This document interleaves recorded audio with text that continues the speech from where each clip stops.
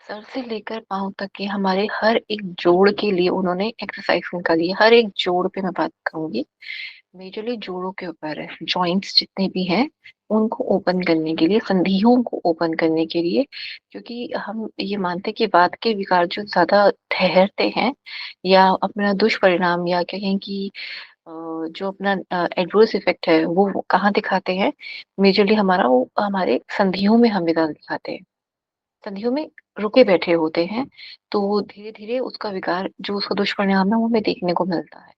Plus संधियों के साथ साथ जितनी भी मांसपेशियां वो भी जाती हैं। संधियां आप ये कह सकते हैं कि जॉइंट्स जो हैं, अगर हम एक्सरसाइज की, अगर हम जितनी भी हम सूक्ष्म व्यायाम की बात करें, योगिक सूक्ष्म व्यायाम की, संधियां इसलिए मेजर पॉइंट लिया कि वो एरिया उस पर्टिकुलर उस एरिया को कवर कर लेता है। उसके आसपास की मांसपेशियों को, उस एरिया को कवर कर लेता है। तो क्या करता है वो, मैं आपको थोड़ा सा इसका पूरा आइडिया दे रही हूँ। तो क्या कहता है सूक्ष्म व्यायाम कि बहुत ही माइक्रो लेवल पे काम करता है। हम जो आसन करते हैं वो मैक्रो लेवल पे काम करता है, मतलब स्थूल बॉडी पे काम करता है। ये सूक्ष्म बॉडी पे काम करता है। अब सूक्ष्म बॉडी पे काम करने का मतलब ये तात्पर्य ये हुआ कि हम जहां भी, जिस भी संधि पे या जो भी क्रिया हम कर रहे हैं, जितनी भी क्रिया हैं, 1 बाय 1 48 क्रिया हैं टोटल में, सर से लेकर पांव तक के लिए। हर क्रिया को जब भी करेंगे, पहले तो उसकी हम, जैसे हम जानते ही हैं योग में कि अगर हम लेफ्ट करा है तो हमें राइट भी करना है। अगर हमने चक्र अगर स्टार्ट किया है, कोई भी चक्र स्टार्ट किया है, यानी कि रोटेशन स्टार्ट की है, राइट टू लेफ्ट करी तो लेफ्ट टू राइट भी करनी है। आगे झुके हैं तो पीछे भी झुकना है, तो अलाइनमेंट हमें रखनी ही रखनी है। तो जब हम ये कोई भी क्रिया हम जो योगिक सूक्ष्म व्यायाम में करते हैं, तो पहले तो हमारा ध्यान वहां होना चाहिए कि मैं हम क्या कर रहे हैं। अगर हम ग्रीवा शक्ति विकासक क्रिया कर रहे हैं, तो उसमें हमारा जो नेक रोटेशन हम कर रहे हैं, अगर मान लीजिए, तो ये करते वक्त मेरा ब्रीदिंग पैटर्न कैसा है, एक तो ये ध्यान रखेंगे। इन एक्सेल और इनहेल हमने कैसे करना है। दूसरा, कोई विकार अगर है तो उसको सोचना है कि वो निकल रहा है शरीर से, ये ब्रीदिंग के अंदर ही आता है। दूसरा, हमने इसके अंदर ये मेजरली ध्यान देना होता है सूक्ष्म व्यायाम में कि जो हम जितने भी हम क्रियाएं कर रहे हैं, इसमें जैसे कि अ, अगर हम ग्रीवा की कर रहे हैं तो मेरा ग्रीवा पे ध्यान देना है, मैंने सिर्फ ध्यान देना है। मान लीजिए कोई विकार है ही नहीं, बॉडी में अंदर से अंदरूनी तौर पे कोई विकार नहीं है, तो क्या हम सोचेंगे नहीं उसके बारे में? हम सोचेंगे। हम दिमाग, हमारा दिमाग जो होगा, हमारा ध्यान जो होगा वो गर्दन पे ही रहेगा, नेक पे रहेगा हमारा। गर्दन से मतलब जब पूरी गर्दन आगे पीछे घुमा रहे हैं, तो ध्यान पूरी तरह से, ध्यान मेरा केंद्रित उस तरफ होगा। तो ये जो अटेंशन है, जब हम देनी शुरू करते हैं, ये अटेंशन आप मैं यहाँ पे इस चीज को जरूर साझा करूंगी कि ये अटेंशन कैंसर तक को ठीक करने में हमें हेल्प करती है। ये अटेंशन इतनी ज्यादा हमारे लिए कारगर है, मतलब इसका जो प्रयोग करके कई बार देखा गया है। अब तो ओवरसीज हम देखेंगे कि हॉस्पिटल्स में योग को बहुत आराम से और बहुत आसानी से, बहुत खुले दिल से अपनाया जा रहा है। मरीजों से करवाए जाते हैं योगासन, उसमें ये प्रैक्टिस करवाई जाती है। स्पेशली इन द केस जो लोग बूढ़े हो गए हैं उनको भी, और जो लोग बीमारी में हैं और स्ट्रेस में एक्सट्रीम लेवल पहुंच जाते हैं, स्पेशली उनके लिए। तो ब्रीदिंग पैटर्न में जनरली हम क्या रखते हैं, जब योगिक सूक्ष्म में हम कर रहे होते हैं, उसका यूज कैसे करते हैं वहां पर, मैं आपको हॉस्पिटल लेवल पे बता रही हूँ कि वो लोग कैसे यूज कर रहे होते हैं इसका। तो वो क्या करते हैं कि जैसे आप मान लीजिए किसी को अगर नेक में ही कोई प्रॉब्लम हुई है, मेजर लेवल पे हुई है, और अब वो नेक की कुछ एक्सरसाइज करवा रहे हैं उनसे, तो उनका ध्यान वहां लगवाएंगे और कहेंगे कि आप ये क्रिया कीजिए और ध्यान लगाइए कि आपका वो दर्द या आपकी वो पीड़ा या वो डिजीज या डिसऑर्डर या कोई इंफ्लामेशन कुछ भी हुआ था, वो धीरे धीरे बाहर निकल रहा है। श्वास छोड़ते जा रहे हो तो निकलता जा रहा है। श्वास अंदर लेते हो तो वो औषधियों के रूप में आपकी बॉडी को ठीक करता जा रहा है। ठीक है, ऐसे ध्यान लगाना होता है। फिर उसमें क्या करते हैं, वो जितने भी आसन कराएंगे, प्राणायाम करवाएंगे, सब में यही इसी प्रकार से वो ध्यान लगाने के लिए कहते हैं इससे क्या होता है कि जो नेगेटिव थॉट्स अगर इंसान के दिमाग में आ रहे होते हैं ना, कि मैं तो बहुत बीमार हो गया, मैं तो आज के दिन हूँ, कल के दिन नहीं हूँ, मेरे परिवार का क्या होगा? या ये सब कुछ मैंने इतना कुछ कैसे कमाया? ये सब कुछ क्या हुआ मेरे साथ? मेरी छोटी-सी ज़िंदगी रह गई, मैं तो बहुत सपने देखे थे, अभी मुझे ये भी करना था, वो भी करना था। तो इंसान एक तरह का डिप्रेशन में चला जाता है। वो क्या करता है, वो जो हमें जितनी एनर्जी ठीक होने के लिए चाहिए होती है, वो सारी एनर्जी इन बातों को सोचने में वेस्ट हो जाती है। और ये बातें हमारी बहुत एनर्जी लेते हैं। स्ट्रेस जो होता है वो बहुत एनर्जी ले जाता है एक्चुअली आपकी बॉडी की, और नेगेटिव इफेक्ट हमारी बॉडी पे छोड़ता जाता है। तो उसका कहीं से बेनिफिट नहीं होता स्ट्रेस का। एक तो एनर्जी भी ले ली और प्लस नेगेटिव इफेक्ट हमारी बॉडी पे छोड़ दिया। इस तरह से हमें क्या हुआ, हमें नुकसान ही मिला अंत में। तो योग जो होता है, योग आपको वहां तक पहुंचाने की कोशिश करता है जहां से आपने बीमारियों को दूर करना है। शुरुआत यहाँ से करता है और पहुंचाता कहाँ पे है, बिल्कुल आरोग्यता पे आपको। और ऐसी आरोग्यता पे पहुंचा देता है जहां जैसे आप ठीक होके बाहर निकलते हैं तो आपको यही लगता है कि ये जीवन वाकई में बहुत खूबसूरत है, ये आनंदमय है, ऐसा आभास करवाता है आपको। तो यौगिक सूक्ष्म व्यायाम की जो शुरुआत थी वो यहाँ से शुरुआत थी। यौगिक सूक्ष्म व्यायाम का जो मेजर पॉइंट ऑफ व्यू या कहें कि ओवरव्यू क्या था, वो ये था कि आपकी बॉडी को ओपन तो करना, माइक्रो लेवल पे तो ओपन करना ही करना है, पर अंदर कोई अगर कोई अंडरलाइंग डिसीज है, एसिम्प्टोमेटिक डिजीज है। अब मैंने ये क्या बात बोली, अंडरलाइंग डिजीज है, एसिम्प्टोमेटिक है, कहने मतलब है कि कोई बीमारी अंदर पलती जा रही है, पता नहीं चल रहा। हमने योग वशिष्ठ में भी ये बात को बड़े ध्यान से पढ़ा है कि जो हमारे विकार होते हैं वो कैसे होते हैं, व्याधि जो होती है, आदि व्याधियां कैसे शुरू होती हैं। हमें देखा ना, मनोमय कोश में स्टार्ट होती हैं, धीरे धीरे करते करते अन्न कोश तक पहुंचती है। देखा था ना हमने। तो यही एक्चुअल में रियल लाइफ में ये ऐसा ही होता है। ठीक है। तो जो कोई बीमारी होती है, कहीं ना कहीं हमें इंडिकेशन मिल चुके होते हैं।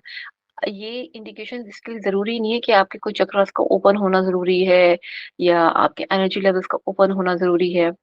मैं ये बात पहले भी कहती हूँ, मैं ये बात अभी भी यहाँ पे इस क्लास में भी इस बात को साझा करूंगी कि आप किसी भी इंसान को अगर कोई बीमारी है तो उसको उसको थॉट आना शुरू हो जाता है। या तो वो सुनना शुरू कर देगा इस बारे में, उसके आसपास बहुत आना शुरू हो जाएगा, कि वो इंडिकेशन होता है that you have to prepare yourself. आप प्रिपेयर करने का मतलब क्या है, अपने सावधानी पूर्वक अब जीवन जीना शुरू करें। अगर आप, ये भी एक चीज है, सिर्फ बीमारियों के लिए नहीं। जैसा हमने एनाटॉमी में पढ़ा था कि अपने शरीर को सुनना शुरू कीजिए, अपने शरीर की जो रिक्वायरमेंट्स है उसे सुनना शुरू कीजिए। आप जब इसे सुनेंगे ना तो बहुत सारी बीमारियों से आप वैसे ही दूर हो जाएंगे, आरोग्यता वैसे ही आ जाएगी। तो ये जो सूक्ष्म व्यायाम है वो यही कार्य करवाता है। आपको अपने आप रियलाइज होना शुरू हो जाएगा अपने आप से, मतलब जब आप ऐसे क्रियाएं कर रहे होते हैं, आपको अपने आप रियलाइज हो जाएगा, ओह मेरा हाथ पीछे की तरफ नहीं जा रहा, ओ आगे की तरफ नहीं जा रहा, मुझे इस तरफ दर्द हो रही है, ये तो पहले कभी नहीं हुई, ये तो आज हो रही है। मुझे से आगे नहीं झुका जा रहा, मुझे से पीछे नहीं झुका जा रहा, टेढ़े नहीं हुआ जा रहा, बैठा नहीं जा रहा। ये चीजें जो आप डेली बेसिस पे अपने नोटिस कभी नहीं की थी, वो आप धीरे धीरे नोटिस करेंगे, मतलब उस दौर में नोटिस कर रहे होते हैं। इसलिए हम कहते हैं कि जो चीजें आपने नोटिस नहीं करी, अंडरलाइन थी, पता नहीं था, अंदर ही अंदर पनप रही थी। एसिम्प्टोमेटिक में क्या होता है, वो बहुत बड़े लेवल पे आके बाहर सामने आती है, वो ज्वालामुखी की तरह बाद में फूटती है। पहले अंदर ज्वाला बनता रहता है, बनता रहता है, बनता रहता है, फिर एक दिन इनसे आके वो पूरा फट जाता है। तो जब वो फटता है, या तो वो कंट्रोलेबल लेवल पे होता ही नहीं है, काबू ही नहीं आता, वो इस लेवल तक पहुंचता है। या फिर वो काबू में तो आ जाता है, लेकिन वो होता तब भी बड़े लेवल पे ही है, लेकिन काबू आ जाता है। या तो वो आप कह लीजिए कि इतना डेंजरस या कह लीजिए इतना सीरियस नहीं होता, पर सीरियस से एक दो स्टेप पीछे ही होता है। तो अपनी बॉडी को जरूर सुने और कोशिश करें। प्राणायाम जो होता है वो इन सब चीजों को समझने में, इस पे सही तरह से एक्ट करने में हेल्प करता है। आपका ध्यान जो होता है गलत चीजों से हटा के, गलत से मतलब जितने भी गलत चीजें, खाने पीने की मैं बात कर रही हूँ, गलत संगति की भी मैं बात कर रही हूँ, गलत देखने की भी मैं बात कर रही हूँ, इमोशनल लेवल पे भी, फिजिकल लेवल पे भी, और इंद्रियों से आप जो ग्रहण कर रहे हैं उस हर एक लेवल पे मैं बात करना चाह रही हूँ। उन सब चीजों से आपको दूर लेके जाता है, इतना दूर लेके जाता है कि अगर आप उसके बीच में भी होंगे, उस क्राउड में भी अगर आप होंगे तो आपको अफेक्ट नहीं करेगा। यही बड़ी सुंदर परिभाषा है प्राणायाम की। ठीक है, क्लियर हो गया यहाँ तक? चलें अभी आगे ध्यान के ऊपर आ जाते हैं। प्राणायाम के जो हमारे बाकी की कुछ प्रैक्टिसेस रहेगी थी।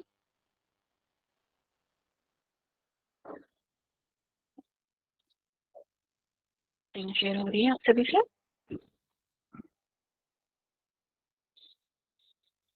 मेरी आवाज आ रही है? हेलो। अभी तक कुछ नहीं सुना था क्या? हाँ हाँ आ रही, ओके। नहीं नहीं आ रही आ रही। ठीक है। ओके। चलिए आज का टॉपिक स्टार्ट करते हैं सोहम मंत्र से। सोहम में हम जानते हैं कि जो हम हंस विद्या होती है उसी को ही सोहम कहा जाता है। किसको? हंस विद्या को सोहम कहा जाता है। ठीक है। इसमें क्या होता है, इस सोहम विद्या में हम तो मैम एक बार सोहम फिर से क्लियर कर दीजिए। हाँ जी। सोहम एक बार फिर से क्लियर कर दीजिए प्लीज। अच्छा ठीक है ठीक है। सोहम विद्या क्या होती है, जैसा कि हमने उपनिषद में भी पढ़ा है और हमने गेहन संहिता में भी पढ़ा है। सोहम क्या होता है? हंस विद्या। हंस विद्या को ही सोहम विद्या कहा जाता है। ठीक है। हंस विद्या में हमने ये पढ़ा था ना कि जब हम श्वास लेते हैं तो कैसी साउंड आती है और श्वास श्वास छोड़ते हैं तो कैसी साउंड आती है ना? हम जो होती है किसमें आती है? हम एक्सेल करते हैं। हम्म, जो ये एक तरह की हम की साउंड आती है इसके अंदर। और जब हम इनहेल करते हैं तो ये सॉर्ट ऑफ सो की साउंड आती है। ऐसा ऐसा अब शांति से सुनेंगे, बड़े आराम से बैठ के सुनेंगे तो ये बिल्कुल एग्जैक्टली ऐसी ही साउंड करता है। हम लेकिन ये साउंड हम तक ही होता है, मतलब हमारे तक होता है। हम तक मतलब हमारे तक होता है। ये इसको दूसरा इंसान नहीं सुन पाता। या फिर कोई सो रहा हो ना, तो कभी आप सुनने की कोशिश कीजिएगा, सुनाई देगा खराटे छोड़कर। बाकी जो आवाज होगी, जो साउंड होगा, वो इसी प्रकार का ही सुनाई देगा। सो और हम, वो स और ह होता है एक्चुअली भी। स और ह जैसा लगता है। फिर धीरे धीरे आप देखेंगे, नोटिस करेंगे, जब ये डीप ब्रीद इन और डीप ब्रीद ब्रीद आउट में हम जब देखेंगे, नोटिस करेंगे, तो ये सोहम जैसा ही साउंड करता है।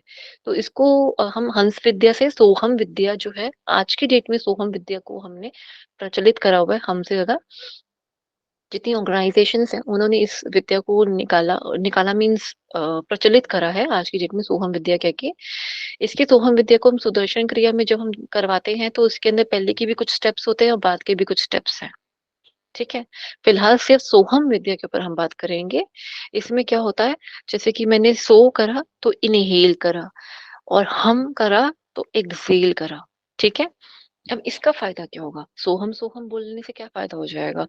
सो हम, इसका ना एक तरीका क्या होता है, पहले आप थोड़ा स्लो मॉडरेट लेवल बोलोगे। हम सो हम करके दिखेगा एक बार, आपको ऐसा दिखेगा। सो हम, ये मैं बोल रही हूँ, आपने करना यही है कि सो जैसा आपने इनहेल करना है, सो हम पे आपने ऐसे करना है। सो मैंने बोला तो उतना आपने इनहेल करना है। हम जितना लंबा मैंने बोला उतना लंबा आपने एक्सहेल करना है। ये ट्रिक है। आपने मेंटली सोचना है सो, और उतना लंबा आप इनहेल करोगे। फिर मेंटली सोचना है मतलब हम, उतना लंबा मैम एक्सहेल बोलना करोगे। नहीं है। हम्म, बोलना मतलब नहीं है, नहीं बोलना नहीं नहीं बोलना नहीं है। वो तो है। ऑटोमेटिकली बन जाएगा अपने आप। वो ऑटोमेटिकली साउंड अपने आप क्रिएट होगा। आप अपना रिकॉर्ड करके सुनिएगा इस बारे में। ठीक है। मे भी हो सकता है अभी आप इस चीज को नहीं समझ पा रहे हो, रिकॉर्ड करके देखिएगा अपनी साउंड को, आपको सुनाई वैसा ही देगा। ठीक है। तो अब इस चीज को समझते हैं। इसमें क्या होता है, इसमें लेवल्स होते हैं। लेवल्स कैसे होते हैं? या तो ये क्रिया करवाई जाती है जब 15 मिनट की हम करते हैं, या 10 मिनट की करें, 5 मिनट की करें, जैसे भी करें। पहले मॉडरेट लेवल पे हम करते हैं। मॉडरेट मतलब जैसे कि हम अभी श्वास लेते हैं, ना तेज ना स्लो। ठीक है। फिर हम क्या करेंगे, थोड़ा सा इसमें डीप करेंगे, इसको स्लो करेंगे, फिर तेज करेंगे, फिर स्लो करेंगे, मतलब मॉडरेट करेंगे, फिर स्लो करेंगे। तो ये डिपेंड करता है ये कितनी कितनी बार हम करवा रहे हैं। ठीक है। ऑर्गेनाइजेशंस जो, यानी कि जो जो इंस्टीट्यूट इनको प्रैक्टिस करवाते हैं, वो अलग अलग तरीके से कराते हैं। फिर बीच में कुछ अलग अलग डिफरेंट डिफरेंट एक्सरसाइजेस भी इंक्लूड करी हुई होती हैं। ठीक है। लेकिन जो जनरल में हम करेंगे, हम इसको डीप में करेंगे। सो मतलब अच्छे से सो,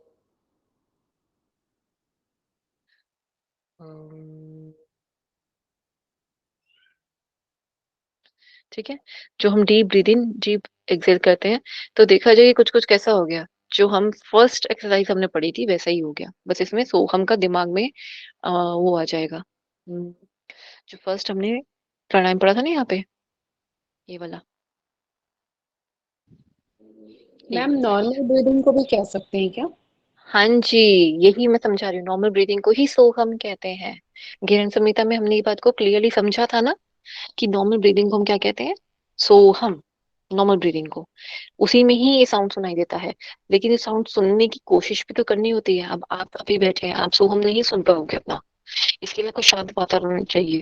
फिर इसको और क्लियर करना होता है, तो थोड़ा सा हम और डीप ब्रीदिंग करेंगे, तो इसको और थोड़ा अवेयरनेस के साथ सुनने की कोशिश करेंगे। ये एक तरह का, आप ये समझिए, एक तरह का नाद है हमारा, जो एक्सटर्नली हम सुन पा रहे हैं, इंटरनल नहीं है। जो नाद क्या होता है, इंटरनल होता है एक्चुअली। जो नाद अनुसंधान हम करते हैं वो क्या है, वो इंटरनल है, इंटरनल साउंड है, एक्सटर्नल नहीं है। ठीक है। तो हाँ जी, प्रियंका जी बताइए। हाँ, उसमें मतलब जितना हम लगभग दिन भर में सांस लेते हैं ना, उसमें हम्म। ये बोला भी है ना कि इतने बार इसका जाप करना चाहिए। एक्चुअली वही है कि आप जितनी बार भी हम सांसें ले रहे हैं वो पूरी अवेयरनेस के साथ लें, और जब हम अवेयरनेस के साथ लेते हैं तो ये मैंने फील भी किया है कि मतलब ये साउंड आता है, समझ में आता है। हम्म। ये आप कभी नोटिस कीजिएगा, as a as a kid, as a child, आपने ये आवाज अपनी माता पिता की जरूर सुनी होगी, जब आप उनके पास ऐसे क्लच करके सोते हैं। जब आप उनके पास सोते थे तो ये इस तरह की आवाज आपको सुनाई दी होगी उनकी। नहीं तो आप छोटे बच्चों को जरूर सुनना, आपको उनकी सुनाई नहीं देगी। उनके पास बैठ के बहुत ध्यान से, बहुत शांत वातावरण में सुनना पड़ेगा, कान लगाकर। उनकी बात इतनी इतनी क्लियर आपको फिर सुनाई देगी आराम से। लेकिन ये उसी माता को सुनाई देती है जो बिल्कुल, या तो बच्चे को उठा के उन्होंने अपने पास, अपने कहते हैं ना, शोल्डर पे लगाया जैसा होता है हमने बेबी को, तब आपको ये इस तरह की आवाज सुनाई देगी। लेकिन वो बहुत बारीक होती है, बहुत बारीक। बच्चे की आवाज जो होती है सोहम की, बड़ी बारीक होती है। और यही बड़े होते होते में ये आवाज जो होती है थोड़ी खराब सी हो जाती है। खराब से मतलब हम, हमारा ब्रीथिंग पैटर्न उतना ही डिस्टर्ब हो जाता है ना। तो ये धीरे धीरे ब्रीथिंग पैटर्न को आप नोटिस करेंगे तो ये सोहम का आपका प्राणायाम को सुनाई देगा। ये सेम टू सेम कुछ ब्रीथिंग अवेयरनेस जैसा है, अगर आप देखेंगे तो। सोहम हटा दो तो पढ़ पा रहे हैं यहाँ पे, माइंडफुलनेस ब्रीदिंग करनी है, फोकस करना है ब्रीदिंग पे। ठीक है।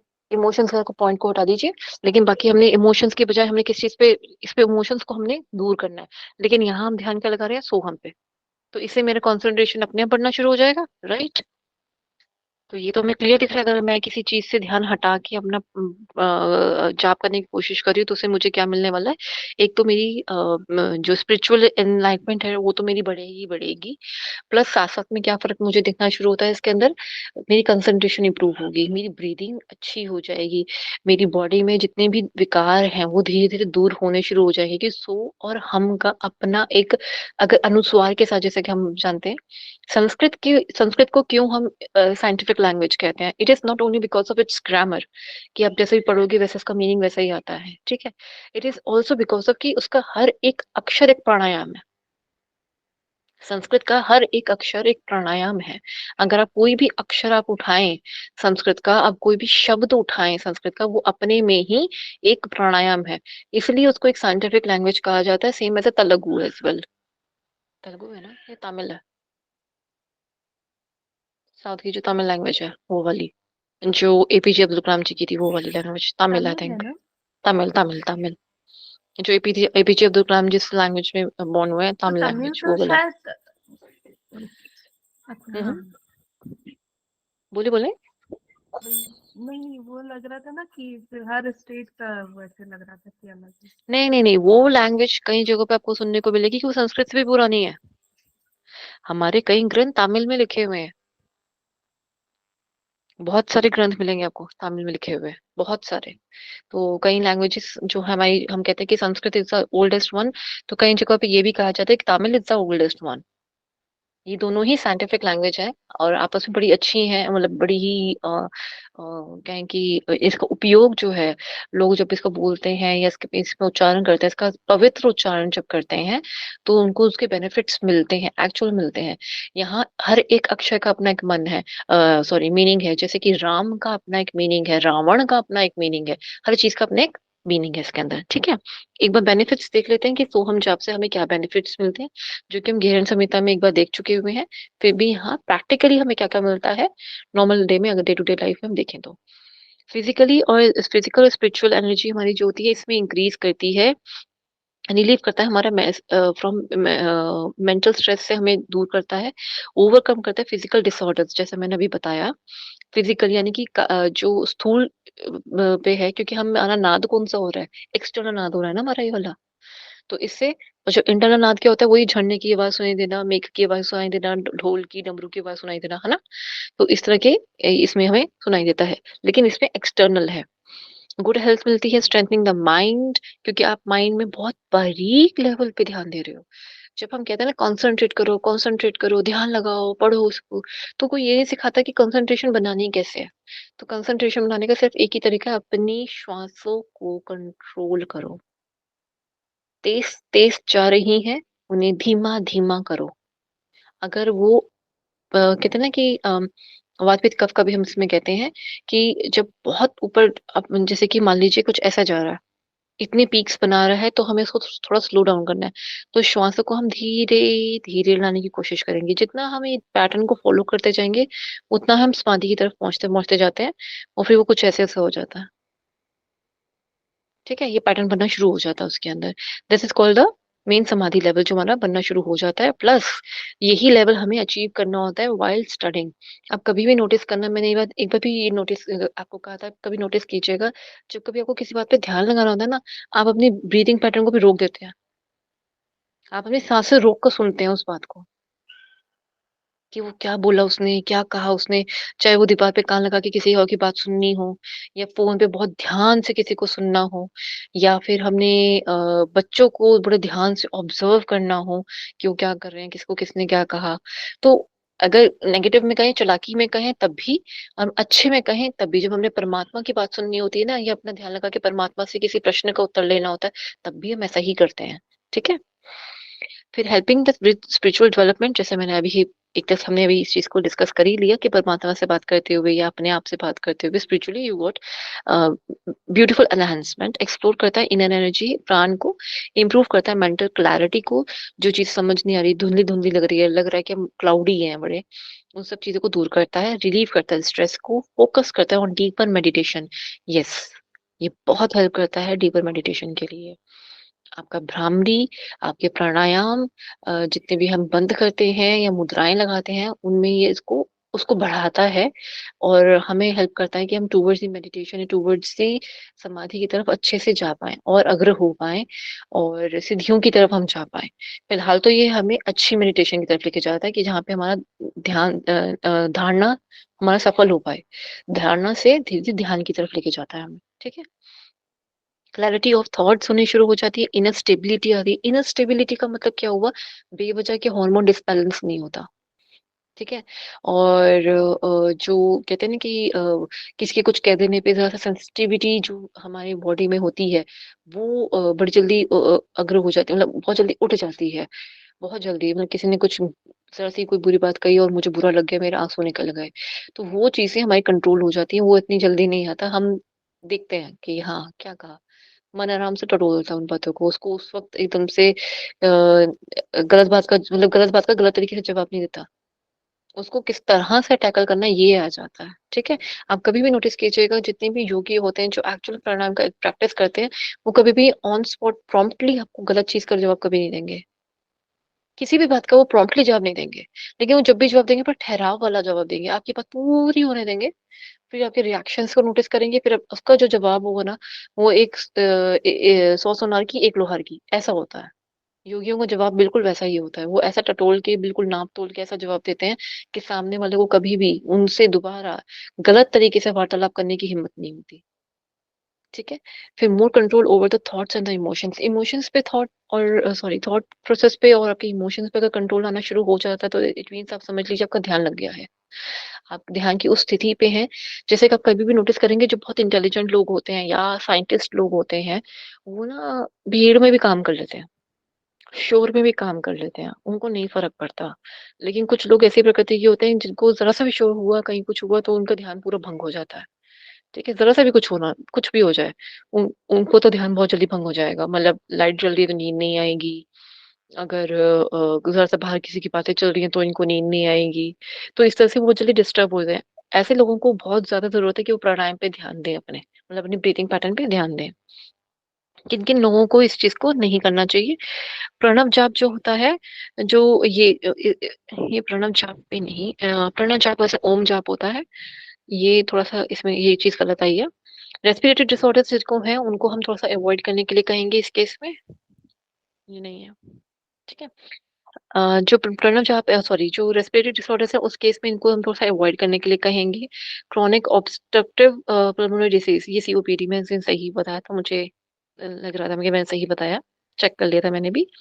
वायरल इन्फेक्शन कपालभाति के केस में, प्राणायाम के केस में हमें ये चीजें थोड़ी अवॉइड करनी चाहिए। अगर कोई वायरल इन्फेक्शन हमें हो चुकी हुई है तो उस केस में हम इसको अवॉइड करेंगे। प्रेगनेंसी के केस में इसको थोड़ा सा अवॉइड करेंगे, कपालभाति प्राणायाम को भी। अगर इसके साथ अटैच्ड है कपालभाति, मैंने वहां इसलिए इसको लिया है जहां जहाँ कपालभाति एक्चुअल में इसके अटैच रखते हैं मीन्स इसके पूर्व अभ्यास में रखते हैं। ठीक है, कपालभाति को उस केस में इसको नहीं करवाना।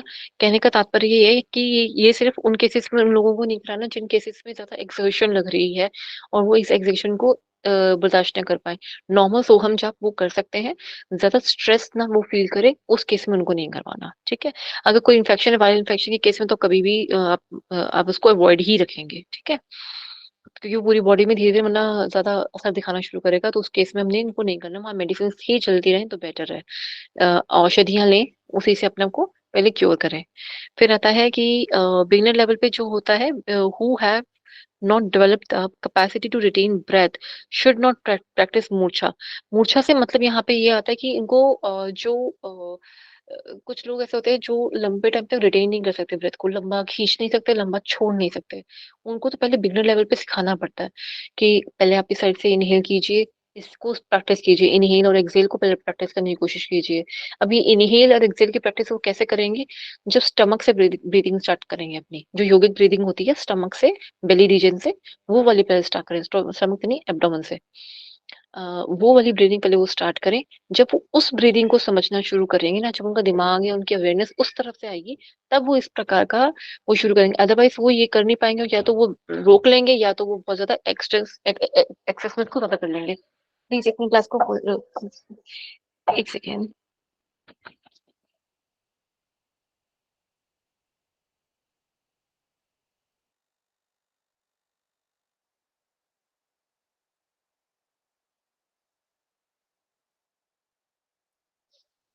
सॉरी जी। तो जो हम प्रैक्टिस करेंगे फिर सोहम जाप में क्या होता है, प्रेग्नेंट वुमेन्स के अंदर हम इसको नहीं प्रैक्टिस करवाएंगे। ब्रीदिंग साइकिल्स जिनकी रिदम में नहीं है, जैसे मैंने कहा ना कि एब्डोमेन पहले ब्रीदिंग उनको करवाएंगे।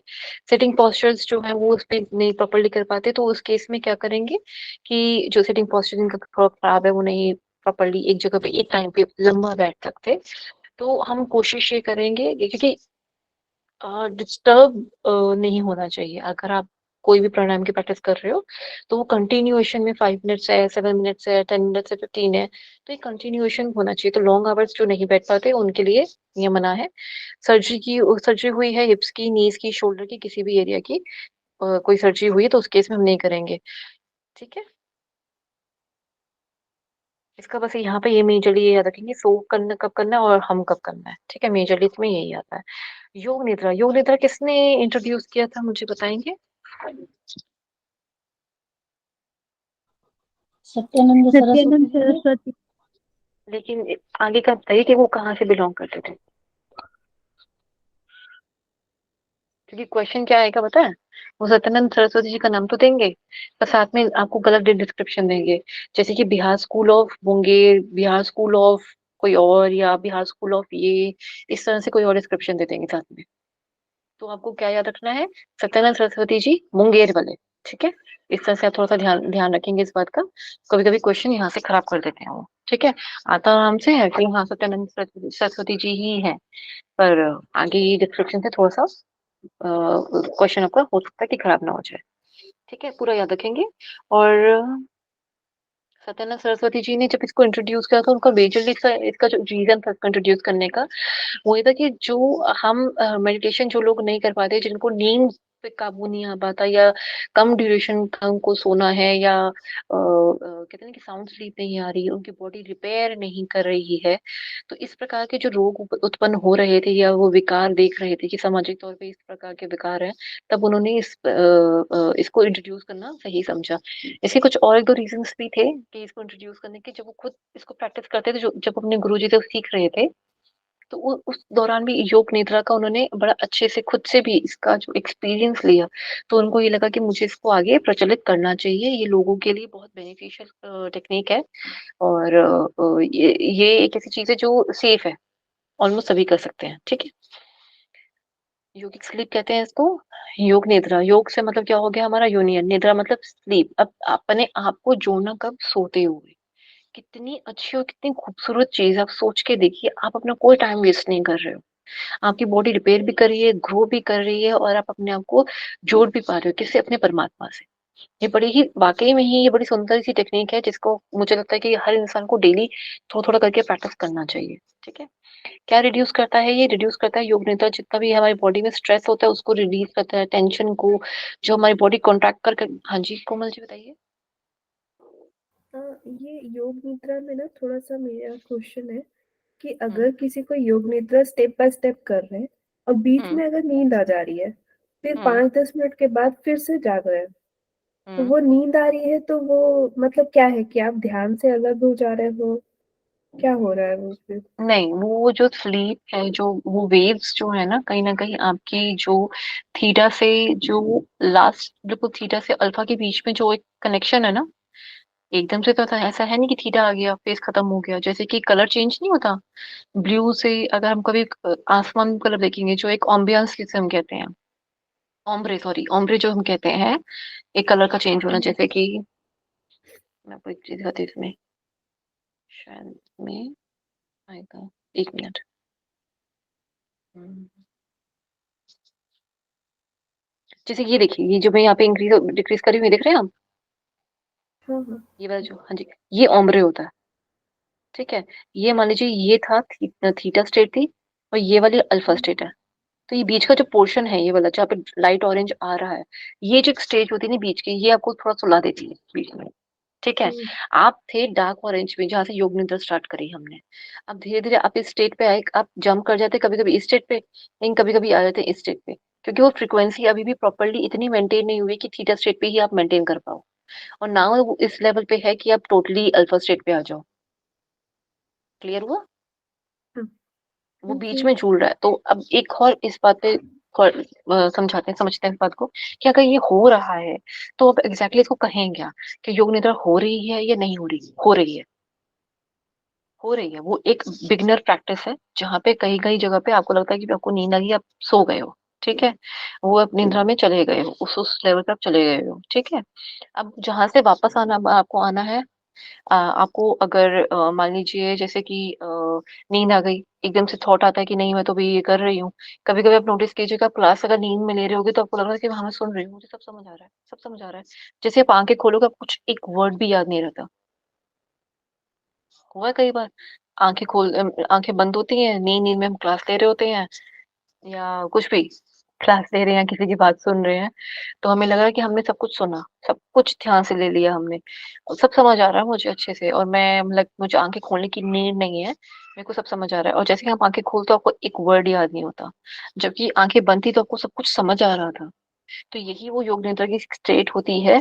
ये वो स्टेट होती है जब आप इसके बीच में होते हो, यहाँ पर, जहाँ आप थोड़ा सा एक्टिव तो होते हो mentally, when you close your eyes, you are somewhere, you are unconscious to conscious के बीच में, आपका माइंड भी चल रहा, अभी दौड़ रहा होता है, ठीक है। वो वेव्स अभी भी यहीं पे चल रही हैं, वो वेव्स ऐसे ऐसे करके अभी भी चल रही हैं, कहीं ना कहीं बीच में चल रही हैं। ना तो प्रॉपरली एक्टिव है, इतनी ऐसे एक्टिव है, नहीं तो वैसे ऐसे करके एक्टिव है, और ना तो वो पूरी स्लो हुई हुई है, और इतनी स्लो, ठीक है, ना तो वैसे हुई हुई है। वो बीच में कभी कभी यहाँ से ऐसे थोड़ा सा, फिर ऐसे, फिर ऐसे हो जाता है उस केस में, ठीक है। जब तक मैं मेंटली थी, मैं ना तो सो रही थी, ना तो मैं जाग रही थी। यही योग निद्रा में होता है, ना तो मैं योग निद्रा कर रही थी, और ना ही मैं सो रही थी। मुझे पहले तो पूरी बातें सुनाई दी थी, फिर सुनते सुनते सुनते सुनते मैं नोटिस करा कि मेरी ना, मैं बिल्कुल नींद में चली गई, मुझे कुछ सुनाई नहीं दे रहा था। ये सबसे अच्छी स्टेट है, ये सबसे अच्छी स्टेट है। यही आपको एक्चुअल में जो 5 आवर्स की जो स्लीप होती है, उसको कम करके हम 1 आवर या 2 आवर्स के बीच में हम ले आते हैं, यही वो स्टेज होती है, ठीक है।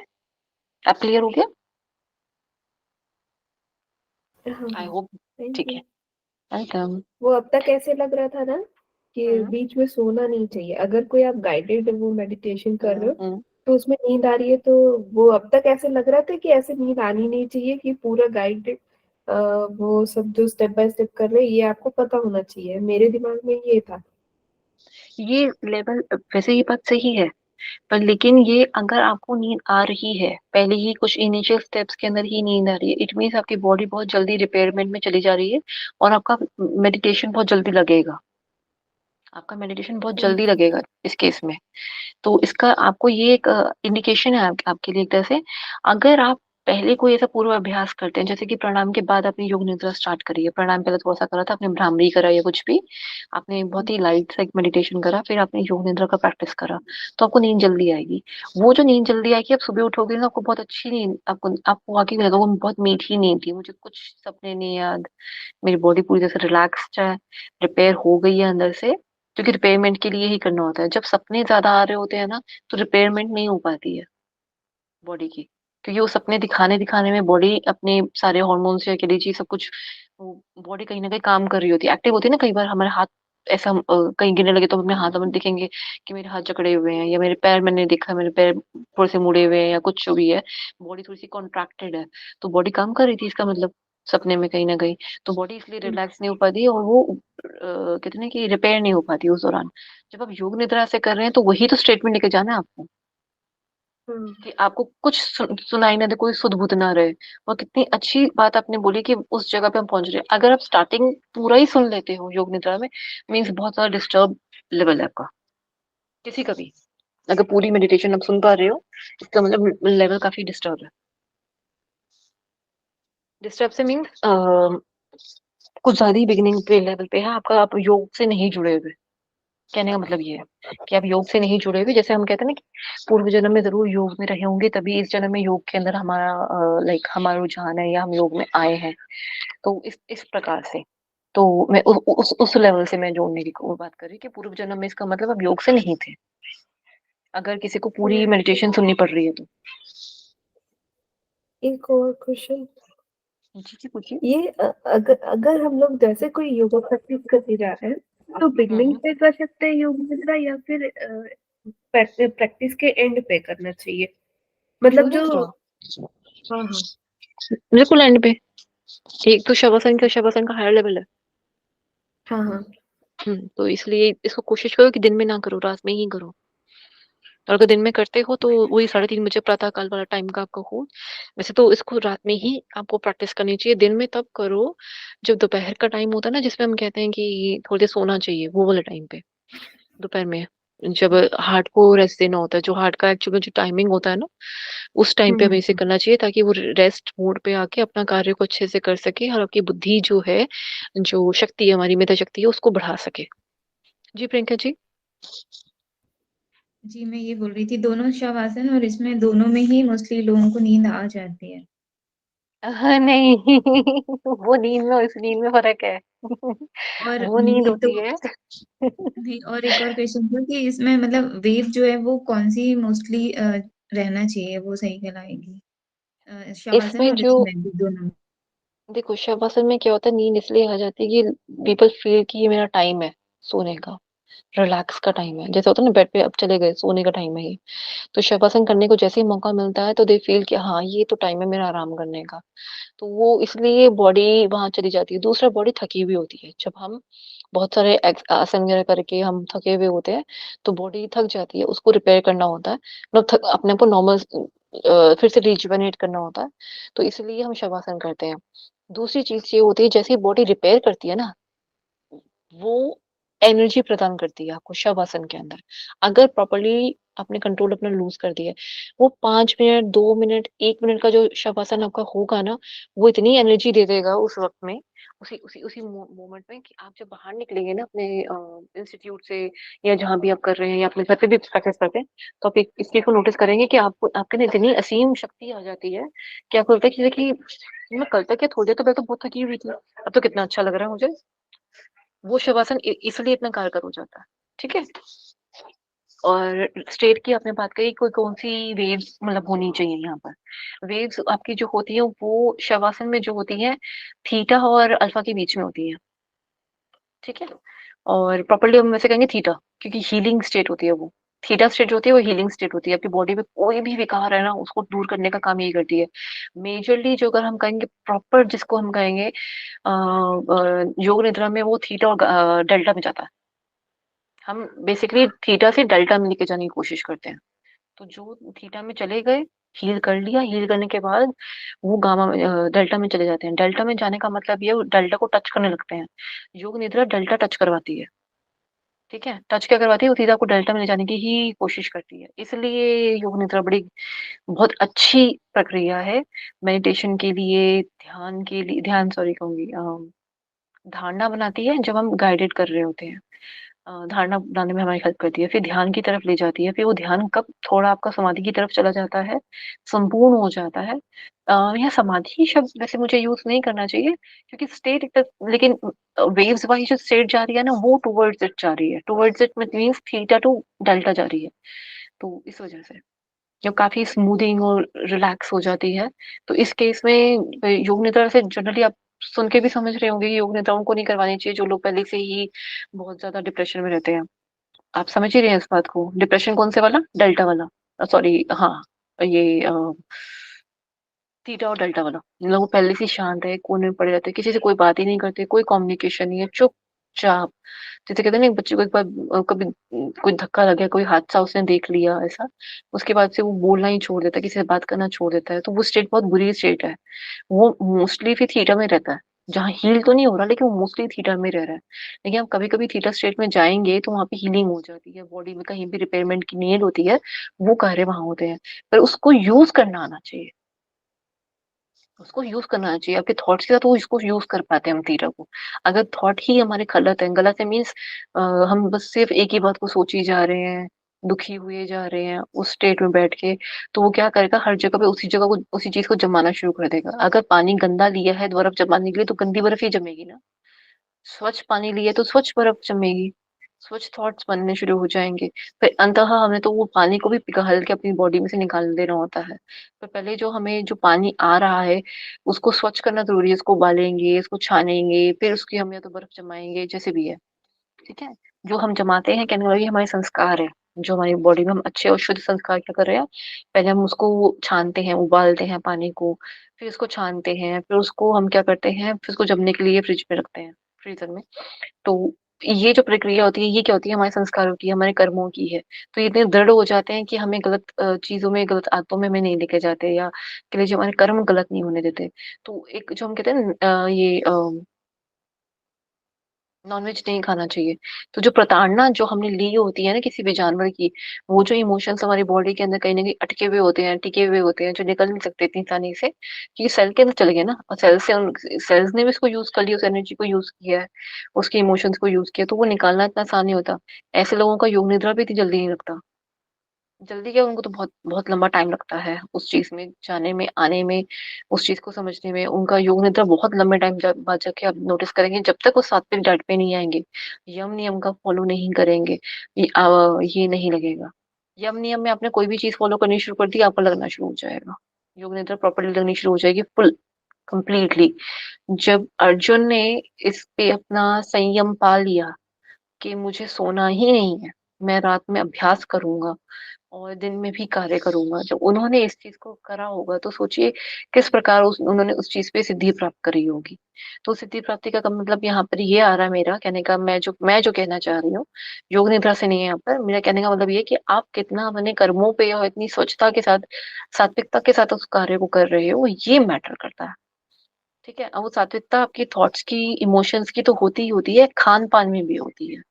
क्योंकि जो सूर्य है, जो अपना प्रकाश है, जो फोटोन एनर्जी, जो क्वांटम एनर्जी, जो फ्रूट्स लेते हैं, वेजिटेबल लेते हैं, वो उसको संभाल के रखते हैं in a good way. In a good way means उनका कोई कर्म तो ऐसा बन नहीं रहा प्लांट्स का, ना तो कहीं जा रहे हैं, ना तो कहीं हिल रहे हैं, ना किसी को दुख पहुंचा रहे हैं। वो तो बस अपना फूड बनाते हैं, ग्लूकोज का यूज करते हैं, ऑक्सीजन सॉरी कार्बन डाइऑक्साइड का यूज करते हैं।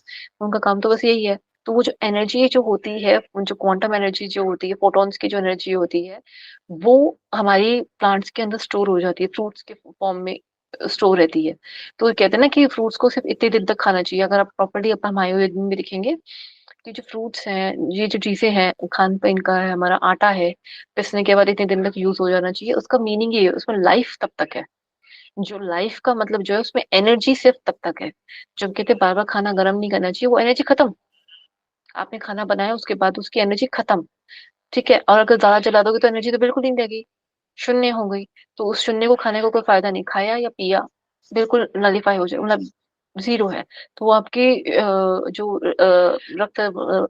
रक्त मांस अस्थि मज्जा जो है, वहां तक वो हम उसको नहीं पहुंचा पाते, उसके रसों को नहीं पहुंचा पाते, क्योंकि रस रह ही नहीं जाता।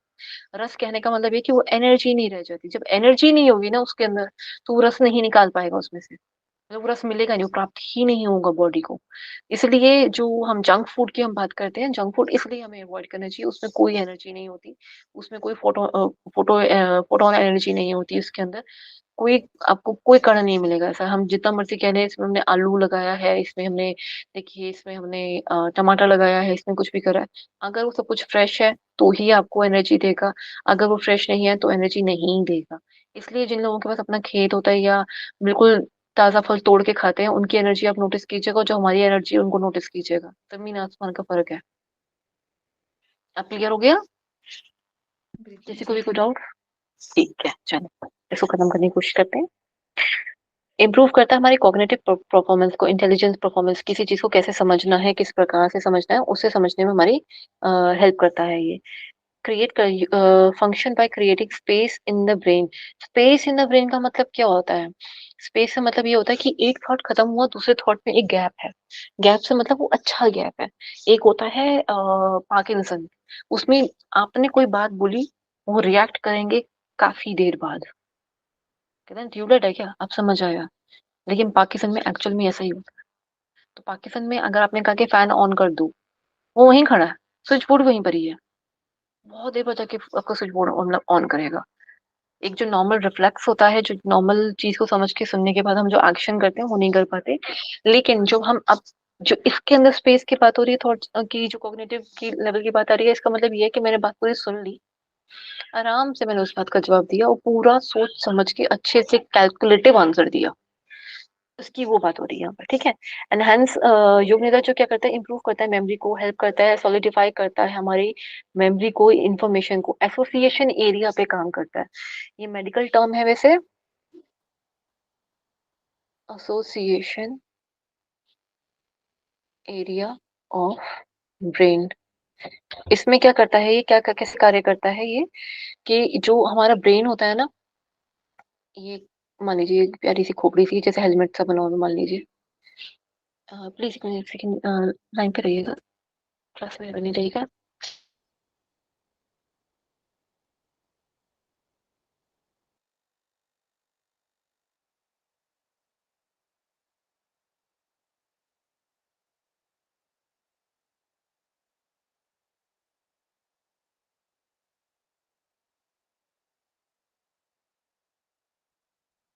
चलो लीजिएगा जी। जो ये ब्रेन है, हम देख रहे हैं थोड़ा हेलमेट टाइप का होता है ब्रेन भी। तो ये जो ब्रेन है, इसमें मैं क्या पॉइंट समझा रही थी इसमें, हम्म, हाँ जी, एसोसिएशन एरिया। ये होता है इस प्रकार का एसोसिएशन एरिया, कुछ इस प्रकार का ऐसे जगा हुआ। आपने कभी नोटिस करा एक चीज को, मुझे आप सबने नोटिस नहीं किया होगा शायद, मुझे लगता है। अगर कोई किसी ने ऐसा कुछ पढ़ा है तो फॉर श्योर, अगर नहीं पढ़ा तो कभी कभी थॉट्स जाते हैं, ऐसी बात नहीं कि जरूरी नहीं कि उस टॉपिक को आपको पढ़ना जरूरी है। आपने कभी नोटिस करा इस चीज को कि आपने मान लीजिए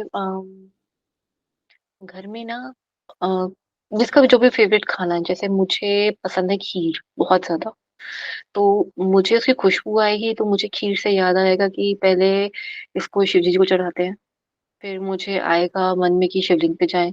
फिर मेरे मन में आएगा कि मुझे बहुत सारी खीर खानी है, उसमें केसर बहुत अच्छे से डला हुआ हो और उसमें ड्राई फ्रूट्स ना हो। तो और फिर मुझे याद आएगा कि मैं अपनी दादी माँ के साथ कैसे खाती थी। फिर मुझे याद आएगा, मुझे ये सारी चीजें कैसे याद आ रही हैं, स्मेल से, नोज, ठीक है। ये मेरी सूंघने की शक्ति थी, ठीक है। ये इंद्री ने, इस इंद्री ने मेरी किस प्रकार की यादों को जागृत कर दिया। पहला, खाने की, कि क्या खाना बना हुआ है, ठीक है, यानी कि माउथ। इस इंद्रियों को, अलग अलग इंद्रियों को मैं यहाँ पे कनेक्ट कर रही हूँ, ठीक है। खाना। फिर आया कि उसमें क्या क्या चीजें बनी हुई होती है, यानी कि मस्तिष्क का, अगर आप कह सकते हैं कि उसमें किस प्रकार से बना होता है, या कहें कि मैं इमोशनली मैं बोलूंगी इस चीज को कि पहले हम शिव जी को तो चढ़ाते हैं, इसलिए जैसे शिवरात्रि में ज्यादा बनती है तो इसलिए तो शिव पे हम इनको अर्पित करते हैं। फिर ध्यान में आता है कि ये मैंने कब खाया था लास्ट। मान लीजिए मैंने नवरात्रों में खाया, कभी भी खाया लास्ट, और मैंने किसके साथ खाया, मैंने अपनी फैमिली के साथ खाया। आप पॉइंट को समझने की कोशिश कीजिए कि यहाँ पर मैं ये बायोलॉजिकली ये बात को क्यों समझाने की कोशिश कर रही हूँ। फिर आएगा कि ये जब मैंने खाया था ना, तब मैंने उसी मैंने ये ड्रेस पहनी थी। मान लीजिए कोई भी ड्रेस पहनी थी मैंने। इतना कुछ याद आ गया। किससे? जब मैंने ये किया तो। इसे कहते हैं association, association area. Association area का काम करना, मतलब हमारा जो ब्रेन होता है ना, वो डिवाइड होता है। हम सब जानते हैं ना, frontal brain, temporal brain, occipital brain. नाम सुने आप सबको याद है? ठीक है। जी। नाम सबको याद है ना, फ्रंटल ब्रेन होता है ये, इस कार्य में आता है, ये कैलकुलेशंस करता है ये, या हमारी जो इमोशंस है उसको ध्यान रखता है। टेम्पोरल ब्रेन सुनने का कार्य करता है, बोलने का कार्य भी यही करवाता है। वर्नक्स एरिया होता है हमारा, हमारी बॉडी में वो सारे काम करता है। तो ये सूंघने की शक्ति से आप देखिए, जितने भी पार्ट्स ऑफ ब्रेन थे, और भी बहुत सारे हैं, तो जितने पार्ट्स ऑफ ब्रेन थे वो सारे कनेक्ट हो गए एक ही चीज से। किसी ने टच करा, उसकी टच से, जैसे कि मान लीजिए किसी बच्चे ने टच करा, तो मुझे वो पुरानी बातें याद आ गई, जैसे बच्चा छोटा था, ये कैसा था, ये क्या हरकत करता था, कैसे ये सब कुछ करता था, मुझे पुरानी बातें याद आ गई, इतना कुछ याद आ गया। तो ये एसोसिएशन एरिया से हमारा रिलेट करता है, ठीक है। सारा ब्रेन जो होता है, इसके अंदर एसोसिएशन का मतलब ये होता है, जितना भी ब्रेन है, जितने पार्ट्स ऑफ ब्रेन है हमारी बॉडी के, वो आपस में कनेक्ट होना शुरू हो जाते हैं। क्लियर हो गया यहाँ तक? चले आगे बढ़ते हैं। फिर स्ट्रेस हो गया, इंक्रीज करता है। योग निद्रा कैन इम्प्रूव द, हाँ, योग निद्रा can improve creativity. Creativity means जो हमारा छोटा ब्रेन होता है ना पीछे की तरफ, वो हमारा क्रिएटिविटी की तरफ हमारा ज्यादा होता है। जैसे कि लोग पियानो बजाते हैं, सिंगिंग करते हैं, सिंगिंग नहीं, जो हाथों वाले स्किल्स वाले काम होते हैं, छोटे छोटे काम होते हैं, ड्राइंग, पेंटिंग, कुछ क्रिएटिव, जैसे कि मेहंदी लगाना, और इस तरह से जो चीज, ज्वेलरी डिजाइनिंग है, उसमें छोटी छोटी चीजों में डिटेलिंग जो करनी होती है, जो हाथों वाले काम है, डिटेलिंग वाले काम जो होते हैं, सर्जरी, ये सब कुछ जो होती है उसके अंदर आती है। ठीक है। फिर ये क्या करता है, फाइट करता है फटीग से, जिनको जनरली थोड़ा थका थका सा रहता है उसे भी, या उनको जल्दी झटके वगैरह पड़ते हैं, झटके से मीन्स जल्दी थकावट लगती है, उनको लगता है कि मैं बहुत थक गई, मेरे से अब नहीं और को हो रहा, उन सब चीजों से ये फाइट बैक करता है। इंक्रीज करता है माइंड बॉडी अवेयरनेस को, इंप्रूव करता है कंसंट्रेशन को। कंसंट्रेशन से मीन्स किसी भी जगह पे मुझे कब कब कैसे ध्यान लगाना, उसको उसके लिए हेल्प करता है मुझे। Purging negative and unnecessary thoughts, improve ANS regulation and response, healing endocrine, नहीं, यहाँ तक रिस्पॉन्स, ये जो क्या करता है, ये हमारी बॉडी में ना जितने भी हमारे अननेसेसरी थॉट्स में बनने से, जैसे कि प्रोकास्टिनेट करना, हर बात के ऊपर प्रोकास्टिनेट कर देना, ये जो होता है ये सबसे ज्यादा नुकसानदायी होता है। ये हमें कोई ना तो काम करने देता है, ना तो काम के बारे में ठीक से सोचने देता है, ठीक है। फिर क्या करता है, हमारे ये ऑटोनॉमिक नर्वस सिस्टम को रेगुलेट करता है, इंप्रूव करता है उसकी लास्ट फंक्शनिंग को। हाँ जी। लास्ट पॉइंट एक बार फिर से रिपीट करेंगे? कौन से वाला? अभी इसके पहले जो जस्ट बताया था। ये प्योर नेगेटिव थॉट्स वाला। हाँ, एक वर्ड यूज किया था, वो उसका मीनिंग क्या है? प्रोकास्टिनेट, प्रोकास्टिनेट मतलब कि किसी के बारे में कुछ ज्यादा ही सोचते रहना, सोचते ही रहना उसके बारे में, मतलब गलत तरीके से सोचना या अच्छे तरीके से सोचना, ऐसा हो गया, ऐसा हो जाए, इसे हम थोड़ा एक्सपेक्टेशन के साथ रिलेट करते हैं, प्रोकास्टिनेट को एक्सपेक्टेशन के साथ, और प्रोकास्टिनेशन। प्रो मतलब पहले, कास्ट मतलब किसी चीज को ग्रहण करने का तरीका, मतलब कास्ट कर लेना। जैसे हम कहते हैं ये हमने इस हीरोइन को इस चीज के लिए कास्ट किया, एक्टर को कास्ट किया। आप थॉट्स को कास्ट कर रहे हो, लेकिन उसके उस घटना के होने से पहले, या वो चीज होने से पहले, या फिर वो कोई भी, मान लीजिए कहते हैं कि ये तुम्हारे मन का वहम है, ऐसा कुछ नहीं होने वाला, this is too much that you are thinking too much about it. आपने कुछ ज्यादा ही डीप में सोच लिया कि वो सही है गलत है। जैसे कहते हैं ना कि तुम क्राइम पेट्रोल को ज्यादा देखते हो, इसे तुम अच्छे थॉट्स से अपने दिमाग में लेकर आते हैं, तो कल को तुम किसी से मिलते हो तो पहले ही अपने दिमाग में तुमने एक नोशन बना लेते हैं कि हाँ, ये तो इंसान ऐसे ही होगा, इसकी नाक ऐसी है, इसके मुँह पे तिल ऐसा है, इसकी आँख आईब्रो ऐसी है, या इसकी मूंछें कुछ इस प्रकार से हैं, ये कुछ है। तो एक नोशन सा दिमाग में बना के लेके चलना शुरू कर देते हैं। फिर उसके ऊपर ही हम सोचते रहते हैं, बहुत ही गहरा अध्ययन करते रहते हैं उसके ऊपर, जो कि गलत है।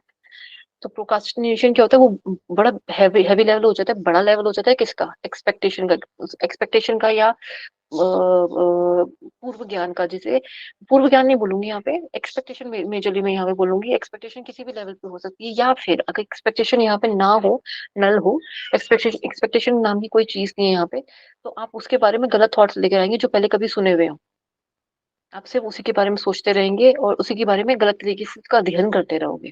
ठीक है, सिर्फ अध्ययन कर रहे हो, वो चीज हुई नहीं है अभी भी, वो चीज एग्जिस्ट ही नहीं कर रही, लेकिन आप उस पर अध्ययन कर ही जा रहे हो। तो वो क्या हो रहा है, वो चीज वैसे ही नहीं होगी। ठीक है, जैसे कि आपने कहा था ना कि पढ़ाई तो कर रहे हो, कि गोल्डन टिकट लिया कि नहीं लिया, उस चीज को एग्जिस्ट तो करने की कोशिश करो। आपका एग्जाम के बाद आपका क्या होगा क्या नहीं होगा ये एक अलग बात है, पहले एग्जाम तो दो, एग्जाम की तैयारी तो करो।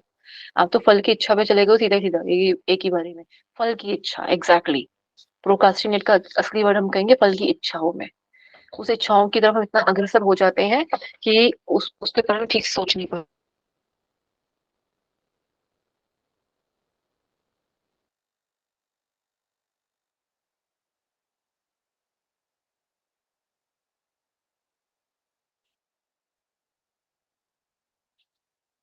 जी, एक सेकंड क्लास के लिए हो जाएंगे प्लीज।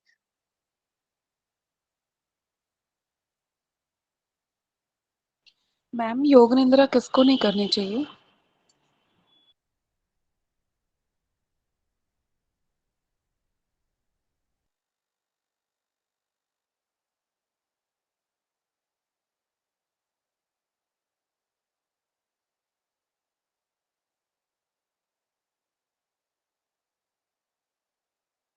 सॉरी, आज क्लास में थोड़ी डिस्टर्बेंस ज़्यादा हो गई है।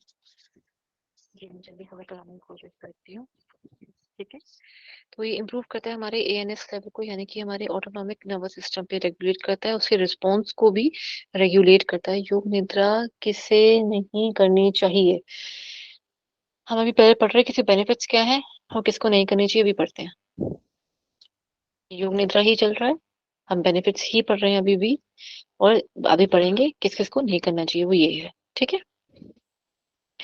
योग निद्रा क्या करता है, हमारी डिटॉक्सिफाई करता है, हमारी बॉडी को क्लीन करता है, clean up the subconscious mind को। सबकॉन्शियस माइंड में जो कुछ भी चल रहा है, कुछ भी अपने ग्रहण करा था, पुराना नया, बचपन का, उन सब चीजों को, उन सारे थॉट्स को निकालने में हमारी बड़ी हेल्प करता है। किसी को हम यादों में से नहीं निकाल पा रहे हैं, वो बुरी यादें थी या अच्छी यादें थी, उनको भी निकालने में हमारी हेल्प करता है। अच्छी यादें थी तो सिर्फ उसका एक्सपीरियंस हम अपने पास रखेंगे, उसको अच्छे भाव में रखेंगे अपने पास, उसको धीरे धीरे खत्म नहीं होने देंगे। ठीक है, जैसे कहते हैं ना कि बुरी चीजों को हम अच्छी यादों से मारते हैं, सुना होगा आपने शायद। ठीक है, रिसेंट सर्जरी अगर किसी की हुई है तो उस केस में हम इसको परफॉर्म नहीं करेंगे। और सीरियस मेडिकल कंडीशंस है, डॉक्टर ने कहा है नहीं करवानी, ऐसी डीप चीजें या डीप स्टेट में नहीं लेके जाना, तो ऐसे केस में नहीं करेंगे। एपिलेप्सी के केस में नहीं करेंगे। एपिलेप्सी का केस जो होता है ना, वो हमारे कंट्रोल का नहीं होता, उसमें फिर से मैं जब दोबारा बात करूंगी, उसमें एसोसिएशन एरिया वाला जो पॉइंट है ना, सॉर्ट ऑफ वहां कनेक्टेड होता है, एक ही एरिया होता है। एसोसिएशन, सॉरी नहीं बोलूंगी, छोटा सा कोई एक एरिया होगा, वो पूरे लेवल पे शॉर्ट सर्किट करना क्रिएट कर देता है, तो बॉडी रिएक्ट ही नहीं कर पाती प्रॉपरली किसी चीज पे। रुकना है नहीं रुकना, बोलना है नहीं बोलना, कहीं भी किसी भी जगह पे शॉर्ट सर्किट हो जाता है। इसलिए बॉडी क्या कंपन शो करती है, आपने नोटिस करो, कंपन शो करती है। बॉडी कोई रिएक्शन शो ही नहीं करती, वो कंपन शो करती है पूरी बॉडी। ठीक है, पैनिक डिसऑर्डर्स होते हैं क्लॉस्ट्रोफोबिया के केस में। क्लॉस्ट्रोफोबिया के केस में बिल्कुल नहीं करवाना उनको, ऐसा क्लॉस्ट्रोफोबिया के केस में क्या लगता है, हम कैद हुए हैं। जैसे लोग होते हैं मुझे शादी नहीं करनी है, मतलब मैं भाई मेरी आजादी छिन जाएगी, या फिर किसी को लगता है कि जैसे कि मुझे एक डब्बे में बंद कर दिया है। कुछ लोगों को बहुत होता है, लिफ्ट में नहीं चढ़ पाते, उनको लगता है किसी मेरा सांस घुट जाएगा, लिफ्ट कहना चाहते हैं। क्लॉस्ट्रोफोबिक का प्रॉब्लम होती है उन लोगों को, वो एक छोटे कमरे में नहीं बैठ सकते, वो ज्यादा करीब नहीं बैठ सकते किसी इंसान के साथ। ऐसा भी होता है क्लॉस्ट्रोफोबिक का, हाई लेवल भी होता है ये वाला। हाई लेवल से मीन्स सबका अलग अलग प्रकार है क्लॉस्ट्रोफोबिक का। क्लॉस्ट्रोफोबिक अगेन मैं यही बोलूंगी, ज्यादा छोटी जगह पे या छोटी चीजों में ये एडजस्ट नहीं कर पाते, चाहे कमरा हो, छोटी जगह हो, भीड़ हो, उस जगह पे ये अपने को एडजस्ट नहीं कर पाते। ठीक है, इनएबिलिटी टू लाई स्टिल, मतलब एक जगह पे किसी भी जगह पे ठीक से बैठ नहीं पाते, एक जगह पे टिक नहीं सकते। सीवियर डिप्रेशन जिस केस में कभी नहीं करवाना। सीवियर डिप्रेशन केस में वो तो इंसान या तो आत्महत्या कर लेगा या तो वो कब योग निद्रा में ही वो समाधि ले ले, नहीं पता चलेगा। सीवियर ट्रॉमा के केस में नहीं करवाना। सीवियर ट्रॉमा मीन्स किसी बच्चे को बचपन में कोई ऐसे ट्रॉमेटिक चीज उन्होंने देख ली है, बड़े होकर कोई ऐसी ट्रॉमेटिक चीज देख ली, कोई ऐसा हादसा हो गया, रेप का केस हुआ, या किसी ने किसी को रेप करते हुए देख लिया, ऐसा कोई बहुत ही ट्रॉमेटाइज्ड कोई चीज देख ली, किसी ने बलि चढ़ते हुए देख ली, ऐसे केस में कभी नहीं करवाना उनको, क्योंकि वो उस चीज को अपने ऊपर होते हुए फिर से महसूस करेंगे लेकिन उसको थॉट को निकाल नहीं पाएंगे। ठीक है, वो उसको खुद महसूस करते रहेंगे, उन्हें नहीं निकाल पाएंगे ऐसी चीजों को अपने ऊपर से। सीवियर मेंटल हेल्थ कंडीशंस जो होती हैं, इसमें डॉक्टर की सलाह पे ही होता है। जैसे कुछ कंडीशन ऐसी हैं, जैसे कैंसर का केस है, इन एनी केस कोई भी ऐसा कैंसर का केस है जिसमें नहीं करवाना भी। मे बी हो सकता है कि वो ब्रेन ट्यूमर की कोई प्रॉब्लम हो रही हो, या ऐसा कुछ स्पाइनल इंजरीज की हो, या स्पाइनल कैंसर के ऊपर ऐसी कोई प्रॉब्लम हुई है, डिस्क की प्रॉब्लम हुई है उस केस में। ठीक है। इम्बैलेंस साइकोलॉजिकल कंडीशंस जो होती हैं, साइकोलॉजिकल कंडीशन से मतलब अभी कुछ बोल रहा था, अभी कुछ बोल रहा है, अभी अपनी बात को इसने ये कहा, अभी थोड़ी देर अपनी बात को वो कह रहा है, उसको खुद नहीं पता, वो झूठ नहीं बोल रहा पर वो खुद को नहीं पता उसको, वो psychologically he is not balanced. मैं इसको पागल भी नहीं बोलूंगी और बोलूंगी भी, मतलब पागलों को तो कैटेगरी पूरी अलग ही होगी ना, क्योंकि बहुत सारे प्रकार के पागल होते हैं, बहुत सारे प्रकार के। हम तो वैसे सिर्फ मतलब ये जानते हैं ना, जो सिर्फ अनाप शनाप बोल रहा है वो पागल होते हैं, और पागलों के भी बहुत सारे प्रकार होते हैं। ठीक है, पर लेकिन ये पागलों की स्टेज से कम वाली स्टेज है। ठीक है, लेकिन ये पागल कभी भी हो सकता है अगर इसको करा दिया ना ऐसी हाई लेवल की, हमने डीप स्लीपिंग करवा दी इनको, करवा दिया डीप स्टेट करवाई इनको, तो ये समझिए कि ये हो सकता है ये पागल हो जाए। और कब फिट्स पड़े नहीं पता, दौरा मतलब कभी किसी चीज का ऐसा कोई दौरा पड़ जाए, कुछ नहीं पता। तो इसलिए इस कंडीशंस में इनको नहीं कराना। तो आप ये समझ सकते हैं कि हम उन लोगों को कराएं जिन लोगों को थोड़ा सा स्ट्रेस है, उन लोगों को कर पाए। जिन लोगों को थोड़ा सा माइल्ड नर्वसनेस रहती है, या नर्वसनेस थोड़ी बहुत ज्यादा भी रहती है, उनको कंट्रोल कराने के लिए। जो लोग मेंटली थोड़ा डिस्टर्ब महसूस करते हैं, जनरली महसूस करते हैं, डिस्टर्ब महसूस करते हैं, तो जब वो स्टेज नहीं है डिस्टरबेंस की, उस केस में से करें। जिन लोगों के अंदर कोई एक पेनफुल बात छिपी हुई है, दबी हुई है, उस केस में हम क्या करेंगे, उनको धीरे धीरे इस तरफ लेके जाएंगे। धीरे धीरे इस तरफ लेके जाने का मतलब ये है कि वो झटके से उस थॉट के अंदर ना आए। पहले हम अलग प्रकार के प्राणायाम करेंगे, देन हम योग निद्रा पे जंप करेंगे। जब वो प्राणायाम के साथ धीरे धीरे कोप अप करना शुरू कर देंगे, तब उनको योग निद्रा की तरफ लेके जाया जाता है। वो भी कंडीशंस अगेन बहुत अच्छे से एनालाइज करनी पड़ती है। ठीक है। ड्राइविंग और ऑपरेटिंग मशीनरीज, जो ये जितनी भी ड्राइविंग एंड ऑपरेटिंग मशीनरी से मतलब इसका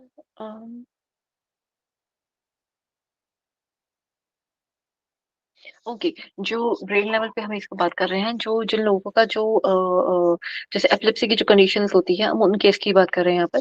जितनी भी एपिलेप्सी, जैसे एपिलेप्सी है, ऐसे ही और भी हमारी कंडीशन हो, जैसे एन्यूरिज्म का केस होता है।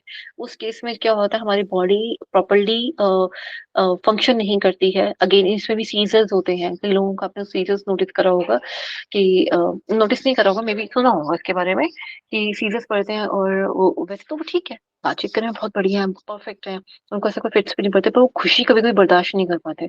तो वो खुशी में क्या करेगा, इधर उधर भागेंगे। कभी किसी के घर जा रहे हैं, पता नहीं चल रहा क्या पहना हुआ है क्या नहीं पहना हुआ, बस ऐसे घर से भाग गए, खुशी में बस शोर मचा रहे हैं, ये ऐसा हो गया वैसा हो गया। तो उनको काम डाउन करने में टाइम लगता है। किसी की वो अगर डेड बॉडी देख रहे हैं तो उनको एक दौरा सा पड़ जाता है, वो बेहोश हो जाएंगे, फिर उनको ठीक करने में उनको मेडिसिन चाहिए होती है। तो इस तरह की जो मेंटली जो एक कारीगरी है, उसको ठीक से वो पकड़ नहीं पाते, तो ऐसे लोगों को भी योग निद्रा नहीं करवानी चाहिए। ठीक है। अब आते हैं अंतर्मौन के ऊपर। अंतर्मौन का मतलब क्या हो गया, बिल्कुल चुपचाप। बिल्कुल चुपचाप, चुपचाप से मतलब ये हो गया जो हम मौन व्रत बोलते हैं, वैसे एक तरह से प्रैक्टिस करना है। That purifies the mind and negative thoughts को, मेमोरी को। Antarmouna contains 6 stages and is the most effective when practice in progressive order. अगर हम धीरे धीरे मतलब कंटिन्यूएशन में करते ही रहना है हमने, इसमें जो रेगुलर इंटरवल्स जितने दिए गए हैं, जिस प्रकार से दिए गए वैसे करते ही रहना चाहिए। इसमें ये नहीं होना चाहिए कि इस स्टेज के बाद मैंने रोक दिया, यार मेरे करने का मतलब टाइम नहीं रहा मिला मुझे करने के लिए। अगर आप इस प्रकार का कोई अगर गैप नहीं ना दें इसके अंदर, तो ये काफी अच्छे रिजल्ट्स देता है हमें आगे। ठीक है। The first 4 stages are practice for a minimum. Secondly, जो इसके अंदर स्टेजेस जो हमें बताई गई है, जितनी स्टेजेस है कैसे हमारे अंदर इसके अंदर टोटल 6 स्टेजेस है। तो फर्स्ट 4 स्टेजेस तो जो होती है वो मतलब इसको स्टार्ट करने के लिए है एक तरह से, ठीक है। नेक्स्ट 2 स्टेजेस जो होती हैं वो इसके आगे कहेंगे कि इसके बेनिफिट्स को, 4 वाले के बेनिफिट्स को बढ़ाने के लिए। पर पहले हमें कॉन्कर इन 4 वालों को करना होता है, ठीक है। पहले हम इस पे अपनी क्षमता को बढ़ाएंगे, मतलब इसे अच्छे से करेंगे। The first 4 stages are practice for a minimum of 30 days. Nearly 30 days तक हम सिर्फ और सिर्फ इसी को करेंगे। किसको? फर्स्ट 4 स्टेजेस को हम करेंगे। फिर क्या होगा? फिर हम कहेंगे if there is significant break from the practice, तो अगर किसी को चाहिए, जैसे कि in case of women, menses बीच में आ गए हैं, वो बहुत ज्यादा थका हुआ है या बहुत लाइक उनके मूड स्विंग्स अभी भी कंट्रोल में नहीं है, तो वो जो एक प्रैक्टिस का जो बीच में जो टूट जाता है, बीच में लहर टूट जाती है, उसके बाद हम उसको दोबारा से कैसे कंटिन्यू करें। अगर 3 से 4 दिन का ही गैप आया है, 6 दिन का गैप आया है, या कोई एक्सीडेंटल केस हो गया था तो 30 डेज कंप्लीट नहीं हुए, 30 डेज कंप्लीट हुए लेकिन स्टिल अभी भी वो 4 स्टेजेस का भी मुझे रिजल्ट वैसा दिख नहीं रहा कि ये अब आपको नेक्स्ट 2 स्टेजेस पे जंप करना चाहिए, आपको करने चाहिए, मुझे भी वो सामने से नहीं दिख रहा है, मुझे रिजल्ट नहीं दिख रहा है। तो उसको उसके बाद ही, लेकिन सब कुछ जब क्लियर हो जाएगा ना, जो रेगुलर इंटरवल, जब मुझे लगेगा कि हाँ ये 4 स्टेजेस का जो रिजल्ट है ना, अब इनके अंदर दिखाई देना शुरू हो गया, अब ये महसूस कर पा रहे हैं, जो हमें लगता है कि उस स्थिति में है कि इनको आगे 2 स्टेजेस करवा लेनी चाहिए, तब तक आगे नहीं बढ़ना चाहिए। तो nearly minimum to minimum 30 days है, ठीक है। फिर if there is a significant break from practice, it may be beneficial to start over. Significant का मतलब अगेन नहीं आ गया, अगर किसी का एक्सीडेंट हुआ है then they have to start from the 30 days again when they will recover. और अगर जैसे मेंसेस का मैंने कहा, या कोई और वजह आ गई, कहीं घूमने चले गए थे वहां नहीं कर पाए, 2 से 3 दिन का गैप आया तो ऑल ओके। अगर ज्यादा एक हफ्ते तक का गैप आ रहा है तो then we have to start over, क्योंकि वो चीज तो बॉडी फिर से उसको नहीं ले पाती, रम नहीं पाती उसके अंदर, ठीक है। कहते it may be benefit, okay sorry.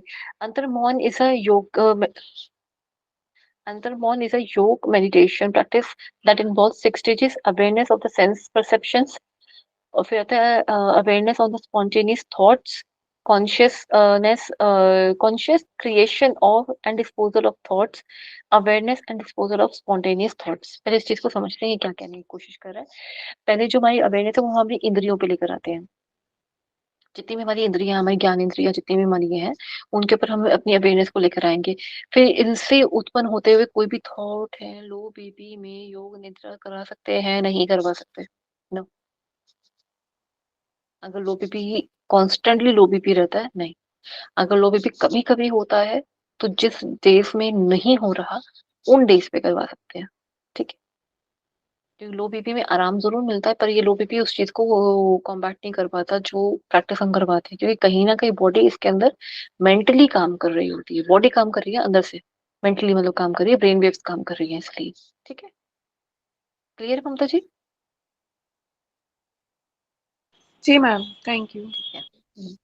फिर अब आगे बढ़ते हैं। इसमें जो हमारी अवेयरनेस है, मैं ज्ञान इंद्रियों पे ले आई। अब ज्ञान इंद्रियां मुझे किस प्रकार के थॉट्स दे रही हैं, जैसे मुझे खाना बनाना है, बच्चे बैठे हुए हैं, मुझे सुबह उठना है, या मेरे पेपर बस पास में आ रहे हैं, या किसी भी प्रकार का मेरे सेंसेस मेरे आगे चल रहा है। मैंने अभी थोड़ी देर पहले क्या पढ़ा था, मैंने उपनिषद पढ़े थे और मेरे दिमाग में वो घूम रहे हैं। अच्छा, मैंने वो कपड़े कहाँ रख दिए थे, कहीं जो भी आपका कुछ भी ऐसा जो आपकी सेंस ऑर्गन्स के थ्रू आप परसीव कर रहे हो या कर चुके हो, कोई भी थॉट अगर आते हैं उसको नलिफाई करना, उसको धीरे धीरे छोड़ना। फिर conscious creation and disposal of thoughts. Consciously मैं हर एक थॉट को कट करके स्वाइप मार रही हूँ, अलग कर रही हूँ, उसको हटा रही हूँ धीरे धीरे करके।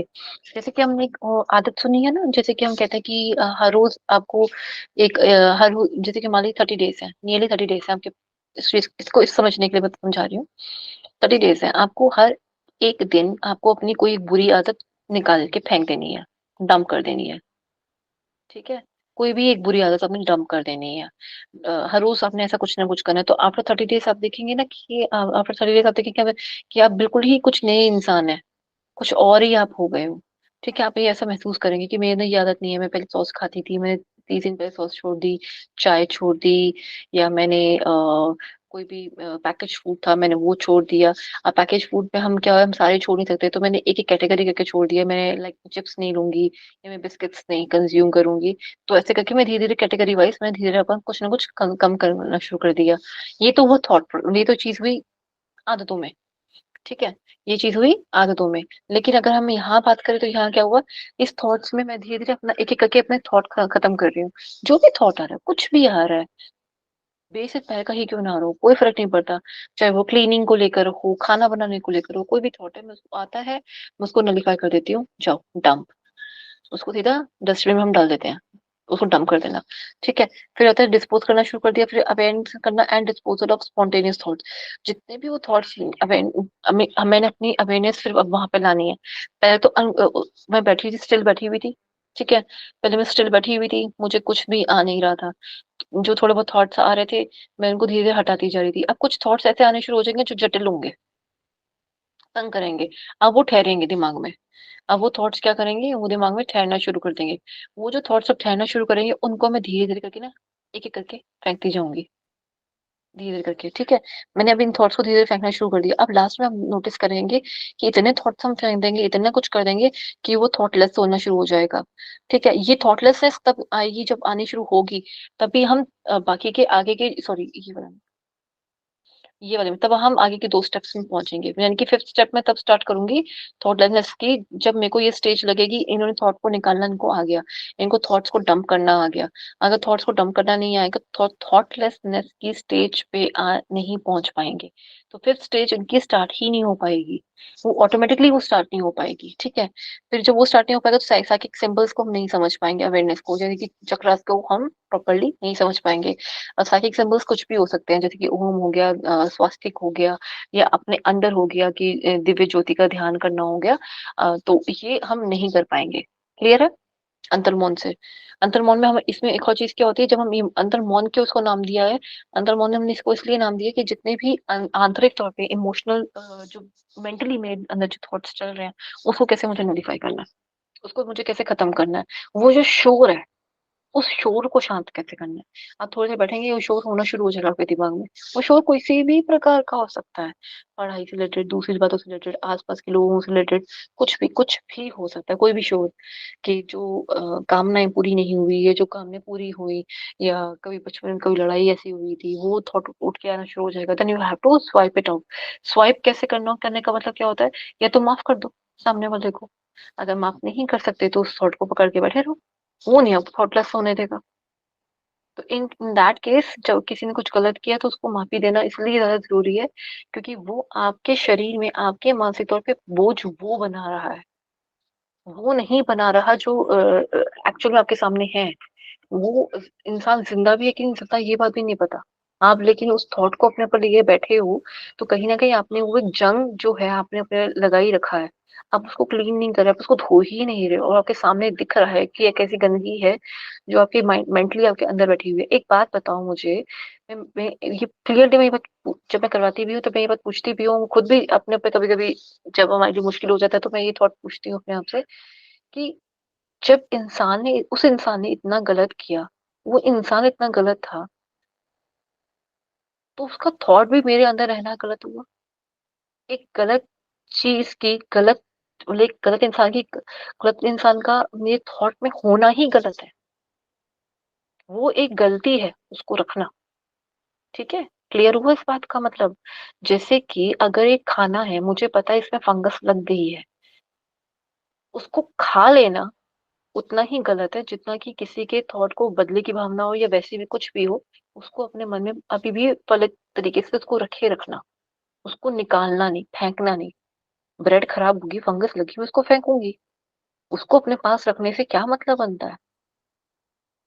ठीक है, कुछ लोगों को आपने कहानी पहले भी कई बार सुनी होगी, उनकी देवों के देव में भी दिखाया था एक बार इसके बारे में, कि उनकी माता श्री पूरे हो जाते हैं, तो वो कहते हैं कि नहीं, मेरे को अपनी माता जी का ना पुनर्जन्म करवाना है, मैं तो कर पुनर्जन्म से मैं, फिर उनको मैं दोबारा से श्वास दिलवा के यही, यही बॉडी, यही आत्मा, इनको दोबारा से मेरे को जागृत करना है। तो वो शिव जी के पास, मतलब देवों के पास जाते हैं, तो सब मना कर देते हैं, शिव जी मना कर देते हैं। वो कहते हैं कि आपने तो अपने गणेश जी को ठीक किया था, आपने तो उनको मतलब उनको जीवन दान दान दिया था, मतलब उनको जीवन दिया था एक तरह से, तो मेरे बच्चे को, मतलब मेरी माता को भी ठीक करो, उनको भी वापस लेकर आओ। तो कहते नहीं, ये नहीं हो सकता, वो एक अलग चीज थी, ये अलग चीज है। ये मरना सबकी ही उसमें है, मनुष्य योनि में मरना लिखा ही लिखा है, आपने मरना ही मरना है, देह को त्याग करना ही करना है। तो देह का त्याग होना ही होना, चाहे आप खुद से करें या बाय गॉड उस चीज का हम त्याग करवा दें आपसे, तो ये होना ही होना है। तो वो पीछे पड़े रहते हैं, नहीं नहीं नहीं नहीं। फिर लास्ट के अंत में वो समझ जाते हैं इस बात को, तो वो उनकी माता उनको आके मिलती है और कहती है कि देख, तूने मुझे त्यागा नहीं, लेकिन जो मेरी मुक्ति का जो मेरा मार्ग था वो तूने मुझे रोक कर रखा। मैं आगे नहीं बढ़ पाई, जो मेरे मुक्ति के सागर थे मुझे जो पार करने थे वो तेरी वजह से पार नहीं कर पाई, तूने मुझे रोक कर रखा। तो जो लोग मर जाते हैं, मृत अवस्था को पार कर गए हैं या वो मृत्यु को प्राप्त हो चुके हैं, तो उन्हें भूल जाना नेगेटिवली, मतलब उनको अपने अंदर रखो, उनका प्यार अपने पास रखो, उनका आशीर्वाद अपने पास रखो, लेकिन नेगेटिवली उनको मत ये जिद करो कि आप आ जाओ, आप क्यों गए, आपको नहीं जाना चाहिए था। इस प्रकार के जो थॉट्स हैं, आप उनको कहीं ना कहीं आगे विचरण करने ही नहीं दे रहे हो। वो इंसान अगर कहीं योनि में, किसी भी योनि में उन्होंने अगर, मान लीजिए मनुष्य योनि में अगर उसने जन्म लिया भी होगा ना, तो ये आपके थॉट्स उसको परेशान करेंगे। ये एक अजीब सी बेचैनी का कारण भी होता है कई लोगों में। ये आप पढ़ेंगे आगे, विष्णु पुराण में भी आप इस बात को पढ़ेंगे, अगर कभी आप इन डिटेल पढ़े तो उसमें भी है कि जब हम किसी को ऐसे इस प्रकार याद करते हैं, मान लीजिए किसी की दादी माँ पूरे हुए, दादाजी पूरे हुए, या कोई प्रियजन पूरा हुआ, तो हमने कहा नहीं जाना चाहिए था, मुझे आपकी बड़ी याद आती है, वापस आ जाओ, या कुछ भी इस प्रकार से हमको हर रोज इस प्रकार से याद करते हैं, तो उनका मन विचलित करेगा। वो जिस भी घर में उन्होंने जन्म लिया होगा, जब भी लिया होगा, 10 साल बाद, 5 साल बाद, जब भी जन्म लिया होगा, वो उस जन्म में वो हमेशा ही विचलित रहेंगे, उनको कभी शांति नहीं मिल पाएगी। ठीक है, एक कर्म तो हम, उन्होंने तो कर्म अच्छे करे थे, उन्होंने तो अपने बच्चों को बहुत प्यार दिया, बच्चों ने तो याद करा, लेकिन बच्चों के कर्म ऐसे हो रहे हैं वो कि एक मरे हुए इंसान को, मरी हुई मृत आत्मा को भी उस इस प्रकार वो कहीं ना कहीं परेशान कर रहे हैं। तो आप जब भी हम सेवनाथ दप्तू का भी पाठ करते हैं, ये सबकी वेलबींग का भी जब पाठ करते हैं, तो उसके अंदर ये भी आता है कि मैं किसी के, जो हम कहते हैं राग द्वेष ना रखिए, ये कलेश का कारण है, वो अपने लिए तो है ही है, दूसरों के लिए भी है। यहाँ से भी इसका तात्पर्य निकलता है। ठीक है, चलो अब आता है इसकी बेनिफिट्स क्या क्या होते हैं। कल्टीवेट करना अवेयरनेस को, जितनी भी हमारी बॉडी में अवेयरनेस है उसको अच्छे से बढ़ाता है, अवेयरनेस बढ़ाता है, मेरे आसपास क्या हो रहा है, कहीं पे क्या गिरा क्या उठा, उसकी अवेयरनेस को हमें बढ़ाता है, हमारे अंदर की भी बाहर की भी, मेजरली यहाँ अंदर की बात हो रही है। रिड्यूस करता है डोमिनेंस ऑफ द सेंसेस की, जो कहते हैं ना कि मुझे यही खाना, आज यही पीना है, यही जाना है, यही पहनना है, उन जो डोमिनेंस है, जो मेरी इंद्रियों की डोमिनेंस है, किसी भी प्रकार को लेकर हो सकती है, मुझे यही, मेरे को नहीं खाना छोड़ना, मैं तो मीठा छूटता नहीं, मैं तो खट्टा छूटता नहीं, मुझे तो चाय बहुत पसंद है, उन सब चीजों की जो प्रधानता है सेंसेस की, यानी कि टंग की जो स्वाद की है, वो धीरे धीरे रिड्यूस होनी शुरू हो जाती है। Flood in the mind with positive energy, जो हमारी एनर्जी है वो एक्सट्रीम लेवल पे हाई हो जाती है, but in a positive way. मतलब अब लोगों की बातों का उस प्रकार बुरा नहीं लगता, अब उनमें अब अच्छी बातें ढूंढते हैं और बहुत अवेयर भी रहते हैं, क्या ये सामने वाला गलत कर रहा है या सही कर रहा है हमारे साथ, वो अवेयरनेस भी रहती है। Drive away negative and impurities, impurities से मतलब क्या हो गया कि जितनी भी नेगेटिविटी, जितनी भी इम्प्योरिटीज मेरे अंदर दूसरों को लेकर थी, यानी कि जेलेसी हो गया, जैसे कि आंटियां बैठ के बात करती है ना, इसकी बेटी देखी है, उसका बेटा देखा है, ये इस तरह के थॉट्स जो है वो निकलने शुरू हो जाते हैं, हम किसी की बेटी या किसी के बेटे को डिस्कस नहीं करते। ठीक है, फिर आता है बूस्ट करता है मेंटल फैकल्टीज को। मेंटल फैकल्टी से मतलब क्या हो गया, जो जो मेरे ग्लैंड्स हैं उनको, उनकी जो प्रधानता है उनको बनाए रखता है, उनके फंक्शनिंग को, उनके फिजियोलॉजिकल वर्क को भी बनाए रखता है। जो जो चीजें हैं, सिर्फ ग्लैंड्स ही नहीं, जैसे सीएसएफ है या बाकी की हमारी जो टिश्यूज हैं, उस लेवल तक पे भी इसको काम करता है। ठीक है, फिर आता है रिमूव करता है impurities of the mind, mind की जितनी भी इम्प्योरिटीज हैं, चाहे वो थॉट्स को लेकर हो, चाहे वो टॉक्सिन्स को लेकर हो, like blood wise, CSF wise, कोई भी कुछ इम्प्योरिटीज को निकालने की, सीएसएफ क्या करता है, टॉक्सिन्स ले जाने का काम भी करता है। तो ये उसको भी, हमारा टॉक्सिन्स लेवल पे भी जो होता है, इमोशनल टॉक्सिन्स जो होता है उसको रिमूव करने में हमारी हेल्प करता है। ये वो दिमाग बड़ा खाली खाली लगेगा, अच्छा लगेगा, शांत लगेगा। जैसे हम किसी शांत जगह पहुंच जाते हैं, बिल्कुल वैसा मंदिर में सब पहुंच जाते हैं हम। आप किसी भी बड़े मंदिर में जाएंगे, वहां अपने आप, बड़े मंदिर से मतलब जो सिद्ध पीठ से मतलब मैं कहूँगी 4 धाम की यात्रा जो हम कहते हैं, जैसे अगर केदारनाथ जाएंगे, बद्रीनाथ जाएंगे, वहां की सुषुम्ना नाड़ी अपने आप जागृत हो जाती है। तो ये ऑटोमेटिक होता है, आप कभी नोटिस कीजिएगा, वहां जाके आपकी सुषुम्ना नाड़ी अपने आप जगेगी। अब बैठ के जब आप ध्यान लगाएंगे, तो आप एक चीज नोटिस करेंगे, आपके थॉट्स अपने आप जीरो होना शुरू हो जाते हैं। ये वहां की जादूगरी कह लीजिए, मैजिक कह लीजिए, वहां का उस एरिया का वो ऑरा इस तरह का बना हुआ है कि आपके अंदर के नेगेटिव थॉट्स रहते ही नहीं। और अब जब वहां से बाहर निकलते हैं, तो आपको ये लगता है कि वाकई मैंने कुछ कुछ ऐसा किया, कुछ ऐसा हुआ मेरे साथ जो मैंने पहले कभी एक्सपीरियंस नहीं किया। आप किसी गुरुजन के पास जाते हैं, जिन अगर अगर आप मानते हैं या वाकई में वो गुरुजन हैं उस प्रकार के, आज के टाइम के वाले नहीं, जो रियल जो गुरुजन है, तो आप उनके पास जाएंगे, आपको उनके पास भी इसी तरह से लगता है। वो आपके नेगेटिव थॉट्स को खत्म करना शुरू कर देते हैं, जो वेवरिंग इफेक्ट है उसको कम कर देते हैं। ठीक है, किसको को नहीं करना चाहिए। It is important to learn it under guidance because it does not suit everyone. ये बहुत इंपॉर्टेंट चीज है, सबको सूट नहीं करता, बिल्कुल सूट नहीं करता। वाकई में ये सच्ची बात है, क्योंकि ये कुछ कुछ लोग इसको समझ ही नहीं पाते, करना कैसे, थॉट्स को निकाल ही नहीं पाते, वो रोते हैं। वो क्या होता है, कभी कभी ट्रॉमा में वापस चले जाते हैं। तो इसलिए हर केस में नहीं करवाना, सोच समझ के करवाना है, गैप्स के साथ करवाना है। कैसे करवाना है, इसलिए गुरु निर्देश में ही करवाएं इसे। अजपा जाप, अजपा जाप का मतलब ये होता है कि कोई भी, अगर हम ओम का है, ओम नमः शिवाय है, कोई भी मंत्र है, वो आपको मन में आप रमी जा रहे हो, उसको बस आपने इतना रम लिया कि अब बोलने की नीड नहीं, अब ध्यान में बैठने की नीड नहीं। खाना बनाओगे, किसी से बात करोगे फोन पे या वैसे, या आप क्लास भी ले रहे हो, आपके दिमाग में पीछे बैक ऑफ द माइंड ही चलता रहेगा। आपको इसके लिए स्पेशली स्विच बोर्ड नहीं चाहिए म्यूजिक सिस्टम लगाने के लिए, कि जहाँ पे ओम नमः शिवाय बोल रहा हो या गायत्री मंत्र का जाप चल रहा हो। ये अपने आप चल रहेगा, ये रमता रहेगा अपने आप ही। ये अजप अजाप उसे क्या कहा जाता है, ठीक है। तो ये अजप अजाप जो होता है, ये हमारी बॉडी में क्या प्रोवाइड करता है हमें। सॉरी, पहले यहाँ पे एक बार देख लेते हैं। यहाँ पे अजप अजाप कंबाइंस एलिमेंट्स ऑफ द प्राणायाम, मंत्र chanting and meditation. Starting stage जो होती है वो ये होती है, ठीक है। फिर the practice unites the breath and the sound vibration of mantra. Sound vibration का मतलब क्या हो गया, ओम, म का भी साउंड, अ का भी साउंड, ऊ का भी साउंड, फिर भू। ये जो वाइब्रेशन हो रही है ना, इसको महसूस करना, ये बहुत इंपॉर्टेंट है मंत्र, इसीलिए सबसे ज्यादा इंपॉर्टेंट है। हनुमान चालीसा जो आप पढ़ते हैं, हनुमान चालीसा था बजरंग बाण, बजरंग बाण के अंदर बीज मंत्र जैसी चीजें बहुत सारी हैं।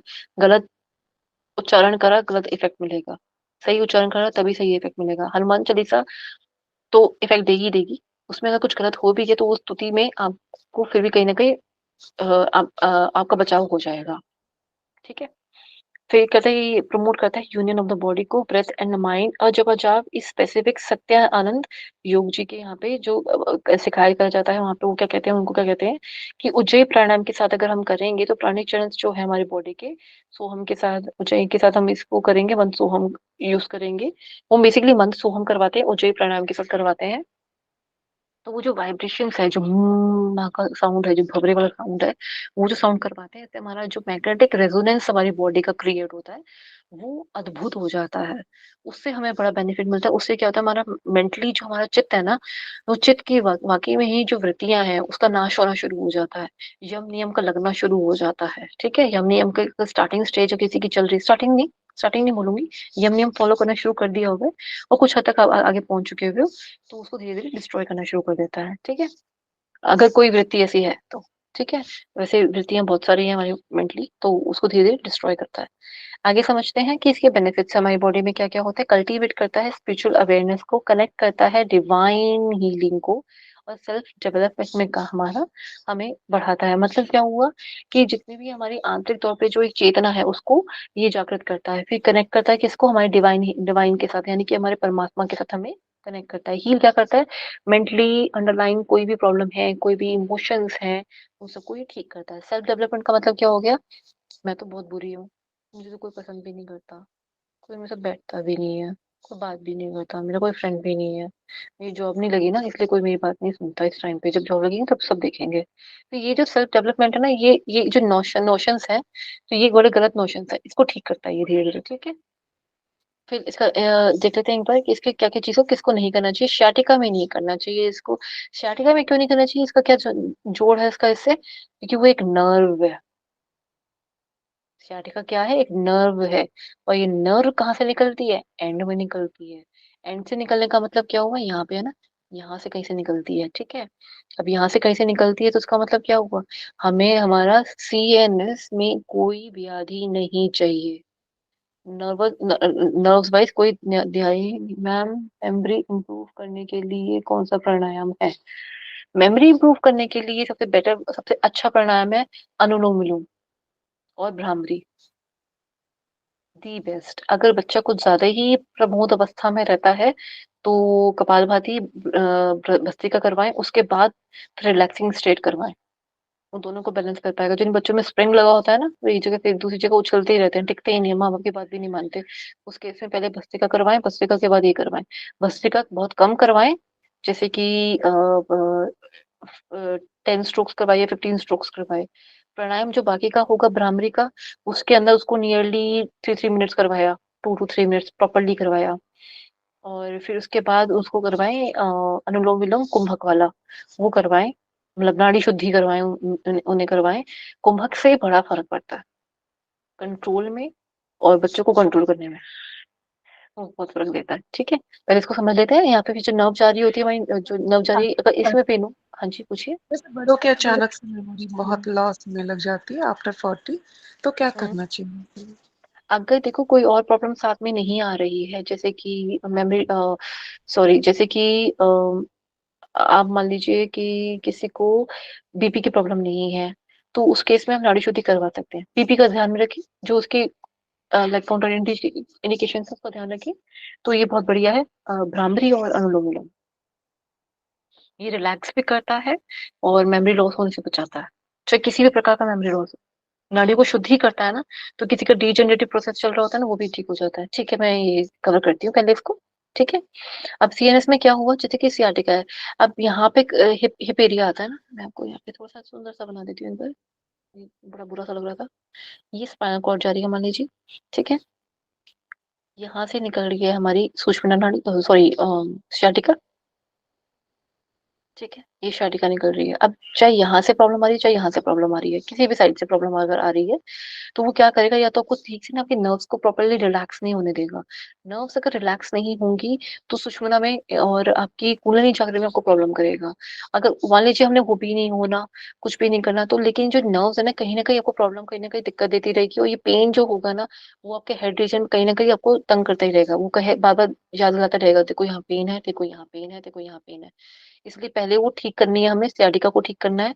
उस केस में नहीं करना, प्लस क्योंकि हमने लेट कर ज्यादा काम ये करना होता है। लेट के नहीं, आई एम सॉरी, लेट के नहीं, अजब अजब पे कभी भी चलते फिरते करना होता है। ठीक है, नर्व्स का ध्यान रखिए। नर्व्स जो होती है वो आपकी किसी भी बाहरी तौर का जो अवेयरनेस है, उसको लाके आपके ब्रेन तक पहुंचाती है। ठीक है, अगर पहले से ये बेचारी बीमार है, तो ये कैसे, जब ये ठीक ही नहीं है, तो ये कैसे आपके साथ साथ में, मतलब हाथ में हाथ डाल के चल पाएगी आपके जाप के साथ? तो आपको तंग करेगी। दूसरा, ओम का जो उच्चारण होता है, अगर हम बैठ के करते हैं तो ठीक है, खड़े होकर ओम का उच्चारण नहीं करना चाहिए। ठीक है, तो अब जब मुझे उच्चारण करना है, अब तो ये अजब अजब बन जाएगा धीरे धीरे। मैं जो भी कर रही हूँ ओम नमः शिवाय, उसमें ओम तो जनरली सब में रहता ही रहता है, तो वो तो होगा ही होगा। तो अगर मेरी पहले से मेरी तंतुओं में, यानी कि मेरे ये नर्वस सिस्टम में अगर मैं कहीं ना कहीं प्रॉब्लम अगर आ रही है, तो वो पेरिफेरल, स्पेशली पेरिफेरल एरियाज में अगर मुझे प्रॉब्लम आ रही है, तो वो हिट करेगा। कहाँ? मेरी सुषुम्ना नाड़ी में मुझे हिट करेगा। वो जो हिट करेगा ना, वो मुझे आगे जाने नहीं देगा, मुझे पहुंचने नहीं देगा आगे। और जो दर्द भयंकर उसमें उठेगा, फिर वो कंट्रोलेबल नहीं होगा। फिर हो सकता है कि कोई और ऐसी बड़ी व्याधि आ सकती है। गॉड फॉरबिड किसी के साथ ऐसा ना हो। तो इसलिए शाटिका केस में, हिप की प्रॉब्लम में इसको केस में ना करे। गेजिंग हीटर एंड ईथर, जिनका ध्यान ही नहीं होता, कभी इधर देखेंगे कभी उधर देखेंगे, सुननी नहीं है बात किसी की भी। या तो सुनेंगे नहीं तो ये कहेंगे हम तो सिर्फ टेस्टिंग के लिए आए थे मैडम जी, अब तो हम जा रहे हैं, हमें विश्वास नहीं हो रहा आपकी बात पे, अब हम जा रहे हैं, नमस्ते जी। क्यों? क्योंकि उनका ध्यान था ही नहीं। आज आज आपका मतलब समझते हैं आप? कहने का मतलब ये कि भक्ति भाव से उस चीज को करना, उस भाव से, उस प्यार से, उस मनो मन को लय कर लेना। किसके साथ? उस मंत्र के साथ लय कर लेना। वो करने की जिसके अंदर क्षमता होगी, सिर्फ वही अजप अजाप कर सकता है ना। तो पहले अपने आप को आसनों में, प्राणायाम में अपने आप को तपाओ, तब तक यहाँ पहुंच पाओगे ना। फिर मंत्रों में धीरे धीरे अपने को तपाओ। जब मंत्रों में अपने को तपाओगे, कितना लंबा टाइम तपाओगे, उसके बाद जाके वो अजप अजाप बनता है, अचानक से नहीं बनता। ठीक है, फिर आते हैं ये एक सेकेंड, प्लीज क्लास को होल्ड कीजिएगा।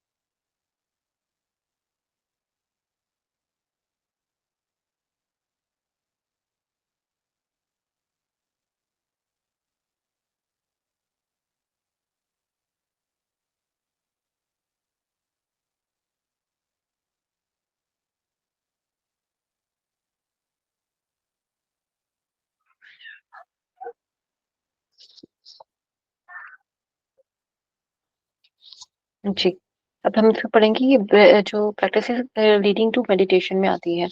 इसमें विपासना मेडिटेशन कहाँ गया? ये सब तो नहीं आया। बंद और विपासना मेडिटेशन। ओके, ठीक है, याद आ गया।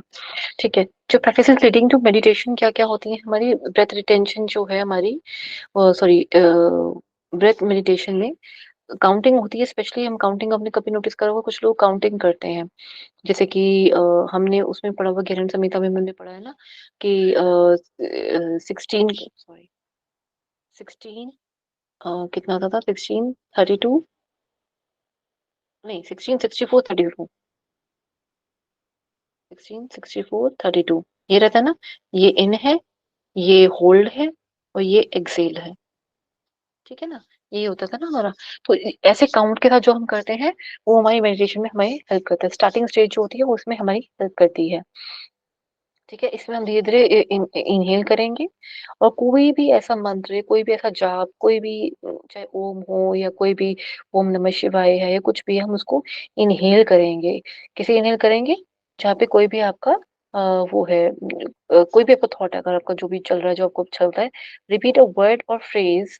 जब चूज अ वर्ड और शॉर्ट फ्रेज और to repeat during each inhale और एक्सेल। जैसे कि आप मान लीजिए, कई लोगों को स्टार्टिंग में क्या करवाते हैं, जो आप कभी हॉस्पिटल्स में नोटिस करेंगे थेरेपी के टाइम पे, कुछ लोग क्या कराते हैं कि I am feeling good, inhale, disease are going out, exhale, ऐसे। ठीक है, मान लीजिए अब मैं डिजीज का नाम ना लेकर के, अ, अ, मेरा स्वास्थ्य अच्छा हो रहा है, इनहेल, कैंसर बॉडी से बाहर निकल रहा है, एक्सेल। मैं एग्जांपल दे रही हूँ, ठीक है, प्लीज इसको रिलेट मत कीजिएगा पर्सनली। तो ये एग्जांपल था। ऐसे हम योग निद्रा में भी करते थे वैसे, कई जगहों पे योग निद्रा के साथ भी ऐसा करते हैं, पर डिपेंड, इंस्टीट्यूट को करवाने का तरीका है। तो इस तरह से होता है। अब इसका बेनिफिट क्या होता है? जब मैं इस तरह से पावरफुल तरीके से मैं उसको यूज करूंगी तो क्या इसका तरीका होगा, मतलब इसका फायदा क्या होगा? इसका फायदा ये होगा, ये रिड्यूस करेगा स्ट्रेस, एंजाइटी, नेगेटिव थॉट्स को, जो मैंने कहा था ना, लोगों के अंदर दिमाग में आ जाता है, मैं तो कुछ दिनों को बीमार हूँ, या मेरे तो सारे काम रह गए, मेरे बच्चे, ये वो। तो इस तरह के थॉट्स को जो रिटेन करके रखे हैं या बार बार आ रहे हैं, उसकी उपज जो है वो बढ़ती जा रही है, उसको खत्म करता है, नलीफाई करता है। ठीक है, cool yourself down when your temper flares. यानी गुस्सा आने पे, बड़ा ही गुस्सा आता है उस टाइम पे, समझ नहीं आता करना क्या है, कैसे करना है, हम गलत गलत बात का उपयोग या गलत भाषा का उपयोग करने लग जाते हैं। ठीक है, फिर शार्पन योर कंसंट्रेशन स्किल्स। एक जगह पे बैठ के लोग बाहर बातें कर रहे हैं, कोई फर्क नहीं पड़ता, लेकिन हम पढ़ पा रहे हैं, हम किताब को पढ़ पा रहे हैं, किताब में क्या लिखा है उसको समझ भी पा रहे हैं। सिर्फ शाब्दिक तौर पे नहीं, हम उसको समझ के उसके अंदर रम भी पा रहे हैं।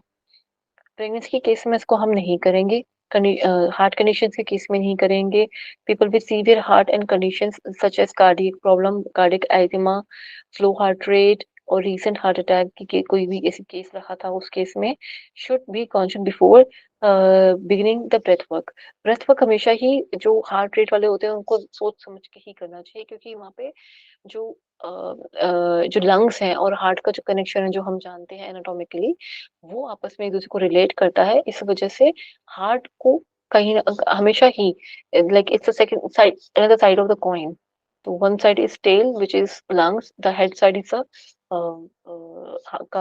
हार्ट। तो उससे क्या होता है, उसको आप कभी भी फ्लिप करोगे तो दूसरी साइड पे उसको फर्क पड़ेगा ही पड़ेगा। ठीक है, हार्ट को फर्क पड़ेगा ही पड़ेगा, चाहे आप डीप ब्रीदिंग करो, डीप एक्सेल करो, हार्ट को हमेशा ही फर्क पड़ता है, उसको भी वैसे ही ब्लड देना और लेना होता है उससे। ठीक है, यहाँ तक तो ये चीज एक नजर आई है ना। ठीक है,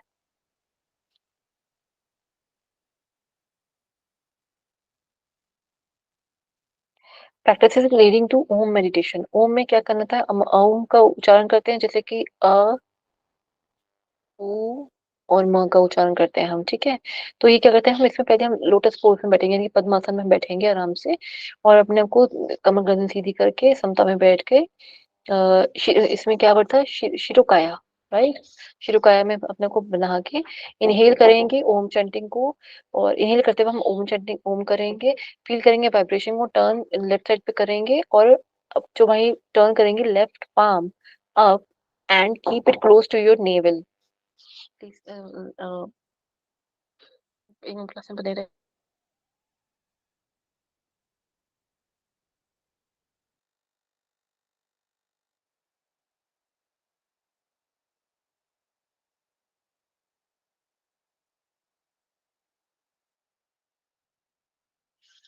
ठीक है, तो जो हम करेंगे पहले तो करेंगे हम जो हमारी लेफ्ट हमारा हाथ है, हथेली है, मतलब लेफ्ट हाथ की हथेली को कहाँ लेंगे, ऊपर आएंगे, नेवल के पास उसको रखेंगे, अप रखेंगे और keep it close to your naval.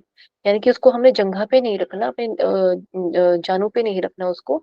हम कहाँ रखेंगे, अपने नेवल पे रखेंगे उसको। पाम यानी कि पाम साइड जो होती है हमारे हाथ की, पाम साइड, ये साइड हम नेवल की तरफ रखेंगे। ठीक है, ये नेवल है, उसको कवर करेंगे। नेवल मैंने ऊपर दिखाने के लिए बनाया है, पर हम इसको ऐसे कवर कर देंगे, इसके इसको पूरा छुपा देगी। यहाँ नेवल आ जाएगी। ठीक है, ऐसे छुपा दिया हमने हाथ से इसको। फिर क्या करेंगे, feel the vibration that run through the body, eliminate the distraction and clear your head. ठीक है, इससे क्या होता है, जब हम इसको एक्सपीरियंस करते हैं, यानी कि हमारा छोटा ब्रेन जो होता है, नाभि जो होता है, उससे उसको हम धीरे धीरे उसको एक्सपीरियंस करते हैं कि हमारा ओम जो जा रहा है, जो उसकी वाइब्रेशंस जा रही है, वो कैसे पूरी हमारी बॉडी पे लाइक सर्कुलेट कर रही है। ये एक तरह का आप कहें मुद्रा है, एक तरह से क्या है, मुद्रा है। क्योंकि हमारा राइट हैंड क्या होता है, हमारा राइट हैंड वाला जो होता है, वही सोचने की क्षमता जो होती है, जो काम माइंड जो होता है हमारी बॉडी का, उससे रिलेट करता है। प्लस हमने हथेली को प्रॉपर्ली इसके अंदर कहने की कोशिश करी कि हम उससे रिलेट करें। तो हमारा जो चक्रास है, जो हमारे हाथ पे जो लोकेट करते हैं, जितने भी हमारे चक्रास नहीं बोलूंगी हम, सॉरी, ऑर्गन्स जितने भी हमारी बॉडी पे रिलेट करते हैं, उनसे इसका ध्यान पूरा बन पाता है। ध्यान से मतलब वो कनेक्टिविटी हमारी बन पाती है। इस वजह से ओम को हमने हाथ पे रखने के लिए बोला है। दूसरी एक और वजह क्या होती है, हम ये कहते हैं कि हमारे पेट में संसार है, यूनिवर्स है, मणिपुर चक्र। तो इसलिए मणि का नाम हम यहाँ पे यूज करते हैं। उस संसार को भी हम कहीं ना कहीं महसूस करने की कोशिश करते हैं ओम ध्वनि के साथ। ओम की ध्वनि जो होती है, वो पहले हम जानते हैं कि संसारिक है। कोई गूंगा भी अगर आवाज निकाले तो ओम की आवाज निकलती है।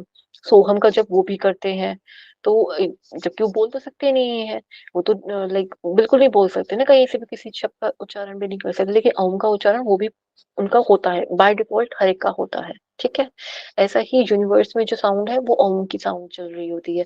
तो वो सुनने में, वो समझने में, वो हमारा हाथ समझाता है, उसको महसूस कराता है कि देखो तुम्हारे अंदर चल रहा है, क्या चल रहा है। वो उसको महसूस कराता है, उस वाइब्रेशन को महसूस कराता है, तो हमारा ध्यान और बढ़ता जाता है।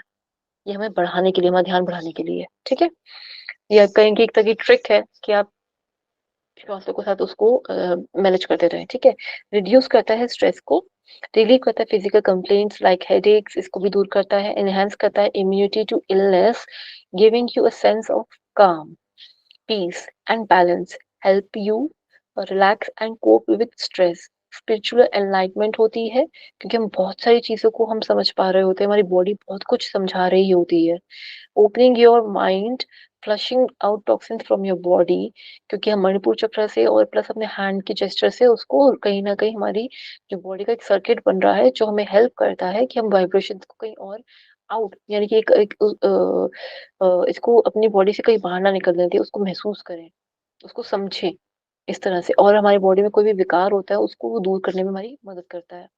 बैलेंसिंग हार्मोन्स को बैलेंस करता है, इंप्रूव करता है कंसंट्रेशन एंड क्रिएटिविटी को, एड करता है वेट लॉस, ट्रेन करता है हमारे फेस को। यानी कि हमारे फेस में जिस प्रकार के कोई भी अगर म का जो साउंड है, जैसे हम देखते हैं, तो ब्लड सर्कुलेशन जब इंक्रीज होती है, तो ब्लड का काम क्या होता है, टॉक्सिन्स को जो सेल्स के अंदर जो टॉक्सिन्स है, उसको भी लेकर ट्रांसपोर्ट करके किडनी में लेके जाना। ठीक है, उसको फ्लश आउट करने में हमारी हेल्प करता है। इससे हमारे चेहरे पे चमक आनी शुरू हो जाती है।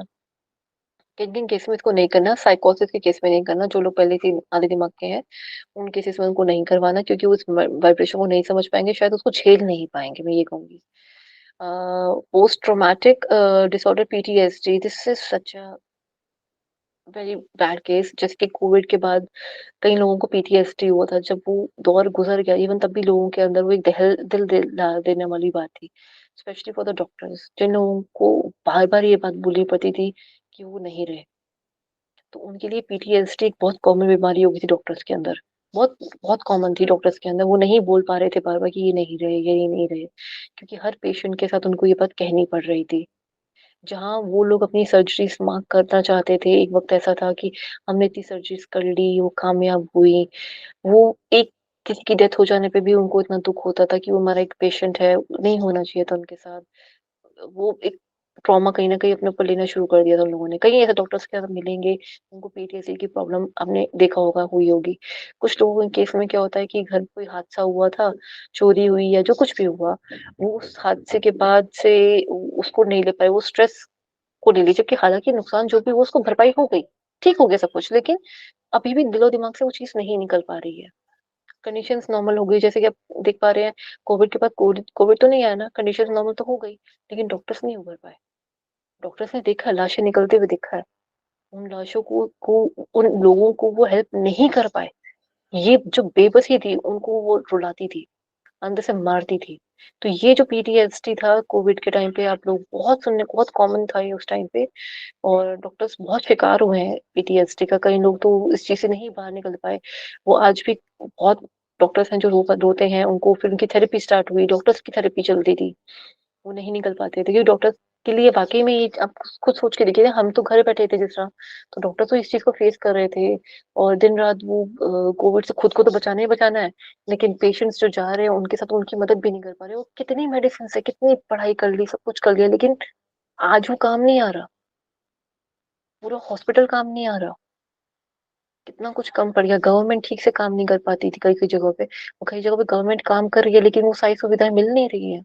बीच में इतनी सारी पाइपलाइन्स ऐसी हैं जो सुविधाओं को प्रॉपर्ली आने ही नहीं दे रही या मैनेज नहीं होने देते। तो इस तरह के पीटीएसडी वहाँ पे उन सब चीज़ों को बढ़ाता था। ख़ैर, एपिलेप्सी जो होता है, एपिलेप्टिक अटैक्स के अंदर इनको नहीं करना चाहिए। Discomfort in the body, feeling thoughts and emotions connected to abuse और ट्रॉमा। जैसे कि हमने कहा ना कि किसी के साथ भी कोई भी ट्रॉमा हो सकता है। देखिए, कोई भी अब्यूज़ हुआ हो, फिज़िकल, जैसे मैंने कहा था, किसी का रेप के केसेस में अगर ऐसा कुछ हुआ है, तो उस केस में हम ये नहीं करवा सकते। They can not manage that. क्योंकि फिजिकली अगर किसी ने टॉर्चर बर्दाश्त किया किसी की, जैसे हम कहते हैं बचपन से हम सुनते आ रहे हैं, या मूवीज में देखा है कि सौतेली माँ वाला ट्रॉमा किसी ने अगर देखा है, मैं वो बातें बोल रही हूँ जो हम कनेक्ट कर सकते हैं जिन बातों से, ठीक है, सिर्फ शब्दों पे नहीं, मैं उन बातों को बोलने की कोशिश कर रही हूँ। या चाइल्ड लेबर किसी ने फेस करी है तो, या किसी ने बहुत गरीबी महसूस करी है उस केस में भी, ठीक है, तो ये इस केस से हमें दूर निकालने की कोशिश करता है, हमें हेल्प करता है। फिर आता है Vipassana meditation, this is the last topic for the today's class, ठीक है। विपाशना मेडिटेशन में कहते हैं, is a practice that involves looking at something with clarity and the precision. Vipassana में क्या होता है कि एक तरह का अनप अनप अनपाना, जो कहते हैं आना और जाना, इसमें भी कहते हैं थॉट्स को आने दो थॉट्स को, उसको रोकना नहीं है थॉट्स को, उन थॉट्स को दोबारा रिपीट नहीं होने देना, आ रहा है आने दो, चल रहा है चलने दो, अपनी चेतना उस पे मत लेके जाओ। अगर मान लो जैसे कि ये कहते हैं ना कि ये तो बोल रहा था बोलने दो, इसकी बातों पे ध्यान मत दो, बिल्कुल एग्जैक्टली वैसा ही है ये, एग्जैक्टली वैसा।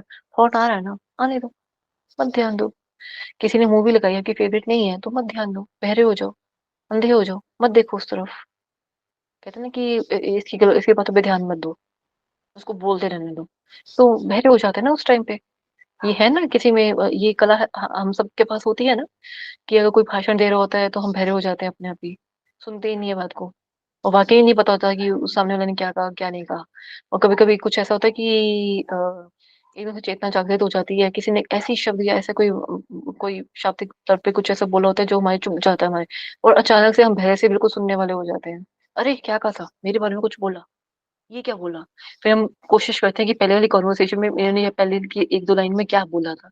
वो तो याद नहीं, लेकिन हमें तो जो एकदम से जो वर्ड पॉप अप करा हमारे माइंड में या हमने सुना, उससे जो हम एकदम से हमारे माइंड जो स्टिमुलेट हुआ कि इन्होंने कुछ कहा, इस बारे में कुछ कहा, कुछ भी कैरेक्टर को लेकर कुछ बोला या वैसे कोई और बात बोल दी, तुम्हें बुरी लग गई।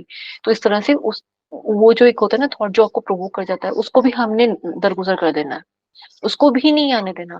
कुछ कहा है ना, रिएक्ट नहीं करना। बस जो भी थॉट आ रहा है रिएक्ट नहीं करना उस पे। यही आपका है कि जैसे कहते हैं ना कि कभी-कभी अपने एक्टर्स के अंदर देखा होगा कि वो एक्टर्स नहीं सॉरी, आप उस पे देखिए त्राटक में जैसे आँखें नहीं झुकानी होती ना हमें, ये बिल्कुल ऐसा ही होता है। इसमें कोई भी थॉट आता है ना उसको रिएक्ट नहीं करना होता। ठीक है? आप यहाँ से इसको समझ पाएँगे, ठीक है? फिर आता है सेकंड स्टेज, क्या होती है इसकी? सेकंड स्टेज में होता है कि जितना भी साधना का होता है, जो हमारे अंदर द्वेष है, क्लेश है, उसको हम धीरे-धीरे हटाने की कोशिश करते हैं। यानी कि अगर हमने किसी को माफ़ नहीं किया, अब हम माफ़ कर देंगे उसको। यानी कि अगर मान लीजिए कोई चीज़ मुझे खरीदनी थी, मैं नहीं खरीद पाई, चाहे पैसों की तंगी थी, या वो जल्दी बिक गया, या मैं देर से पहुँची, या मुझे कभी किसी ने खरीदने नहीं दिया क्योंकि घर में अलाउड नहीं था, या फिर वो ना कलर इतना अच्छा नहीं मिला था। तो कोई भी वजह थी, वो चीज़ हम नहीं ले पाए। मैं एग्ज़ाम्पल दे रही हूँ, ठीक है? फिर होता है कि यार मुझे तो ट्रिप लगाने लगा था, वैष्णो देवी जाना ही था, मुझे यार मंदिर जाना था, बालाजी के पास जाना था, इस बार मुझे जाना ही था, मुझे नहीं जाने दिया गया, ये गलत हुआ, मैं बना के रहूँगी प्रोग्राम, मंदिर जाना ही जाना है। तो जो मन में कहीं न कहीं है, विचार है कि ये करना था, नहीं हुआ, उनको भी हटा दो। उनको भी हटा दो। बुरे से बुरा, नॉर्मल से नॉर्मल। नॉर्मल बताया ना, जैसे मंदिर में जाना था, एक तरह का थॉट था जो कहीं न कहीं अटैच था। लेकिन बुरे से बुरा, कोई भी बुरी चीज़ जो किसी की देखी थी, चाहे गरीबी देख ली, या किसी का मरना देख लिया, किसी का रोना देख लिया, उस थॉट को भी धीरे-धीरे अपनी बॉडी में से निकालना शुरू कर दो कि जाना तो सबने है ही एक दिन। इस तरह से धीरे-धीरे अपनी बॉडी में से हम उसको निकालना शुरू कर देंगे, ठीक है? फिर आता है हम थर्ड स्टेज क्या होती है, फिर हम सबके अच्छे की कामना करते हैं इसके में, थर्ड स्टेज में। कि थर्ड स्टेज मीन्स जैसे कि अ, इसी में ही हम कहते हैं, जैसे हम थॉट्स निकालते हैं ना, तो हम इसी में अच्छा मांगते हैं। जैसे कि अगर मान लो किसी ने कुछ बुरा किया, मैं रिलेशनशिप को लेकर चलती हूँ एक बार के लिए, बहुत ईज़ी है समझना यहाँ से। किसी का रिलेशनशिप था, टूट गया। अब टूटने के बाद मन में था ना, जिस दिन सॉरी बोलेगा एक दिन, इसको इसको ना कोई मिले ही ना, इसको ना कोई भी ना मिले मेरे जैसी, तब पता चलेगा इसको कि मैं क्या थी, ठीक है? एक तो ये थॉट होता है। दूसरा थॉट होता है इसको कभी कोई लड़की ना मिले। एक थॉट होता है इसको मिले पर इसको मेरी याद दिलाए। फिर एक अजीब सा थॉट आता है कि अ, लोग इसको या तो याद दिलवाएं कि मैं इसके लिए कितनी इंपॉर्टेंट थी, या मैं कितनी इंपॉर्टेंट हूँ, इसको क्यों नहीं याद आता, आ जाए। एक प्रकार का इस तरह से। एक होता है हेटफुल रिलेशनशिप, जिसमें हम कहते हैं कि मैं तो तेरे साथ इतना अच्छा किया, तूने मेरे साथ ये क्या किया, ये नहीं करना चाहिए था, मैं तो तुम्हारे साथ कितना अच्छा किया था, कितने अच्छे से हम रहे, सब कुछ, तूने मुझसे क्यों झूठ बोला, ये नहीं होना चाहिए था, या तो माँ बाप मान जाते, या कुछ भी इस प्रकार का, जो एक्सटर्नल हो सकता था या इंटरनल भी हो सकता है उसकी वजह से भी। तो यहाँ पे क्या हुआ, हम तो सिचुएशन से भूल गए, चलो रिलेशनशिप आज नहीं है, खत्म। लेकिन अंदर कहीं ना कहीं अटका हुआ है कि ये क्यों पूरा नहीं हुआ, ये रिलेशनशिप अब पूरा क्यों नहीं हुआ, भगवान ने ऐसा क्यों किया। अब कहीं ना कहीं वो सवाल है अंदर। अब जो सवाल का जवाब ना मिले, या तो होल्ड कर लो, या तो जाने दो। अब अगर आंसर इतने सालों में नहीं मिल रहा था, तो क्या करें, उसको जाने दें। अगर उसने कुछ गलत किया था, चीटिंग की, डबल क्रॉस किया भी था, जाने दो।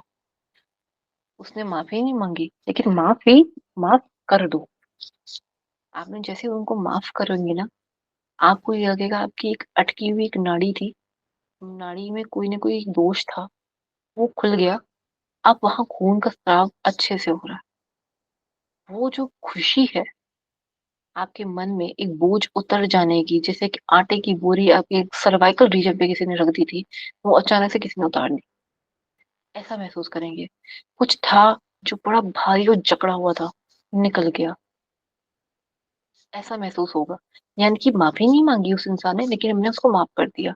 फिर तीसरी चीज हम क्या चाहते हैं, इसी का प्रोसेस बता रही हूँ। थर्ड चीज क्या होती है, अब हम उसका अच्छा चाहेंगे कि तुझे अच्छा मिले, जो मिले वो अच्छा मिले, मेरी याद आए या ना आए पर तुझे अच्छा मिले। तो इस प्रकार से हम उसके बारे में अच्छा अच्छा सोचेंगे। फिर दूसरा एग्जाम्पल लेते हैं कि तूने मेरे साथ चीटिंग करी है ना, तो उससे चीटिंग कभी ना कर। वो भी तेरे साथ कभी चीटिंग ना करे, तेरे को अपने आप इस चीज में सुधार आ जाएगा कि तुझे गलत नहीं करना चाहिए।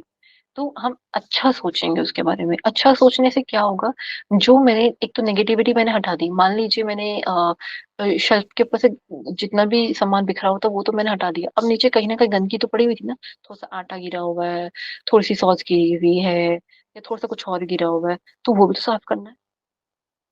जो व्याधियां उसने क्रिएट कर दी थी उसके वहां पड़े पड़े रहने पर, वो भी तो हमें ठीक करनी है। तो वो तो तभी ठीक होगी ना, वो हील तो तभी करेगी ना, जब हम हमें उस पे दवाई लगाएंगे। वो कौन सी दवाई है, कि उसका अच्छा हो। ये हम मैं सबके केस में कह रही हूँ, ये मैं रिलेशनशिप का इसलिए एग्जांपल दे रही हूँ, दिस इज वेरी कॉमन। अब इसके ना क्या होता है, जैसे मान लीजिए किसी इंसान ने घर में ही होता है, घर घर की कलेश बहुत होते हैं, हम समझ सकते हैं। किसी ने घर में कोई ना कोई प्रॉब्लम तो हुई ही होती है, पैसों को लेकर या वैसे ही कोई मनमुटाव में कोई झगड़ा हुआ होता है। तो हम कहते हैं ना कि ठीक है चलो छोड़ो जान दो, हो गया ना, अब तो वक्त चला गया, ये है वो है, हम ऐसे करके याद करेंगे।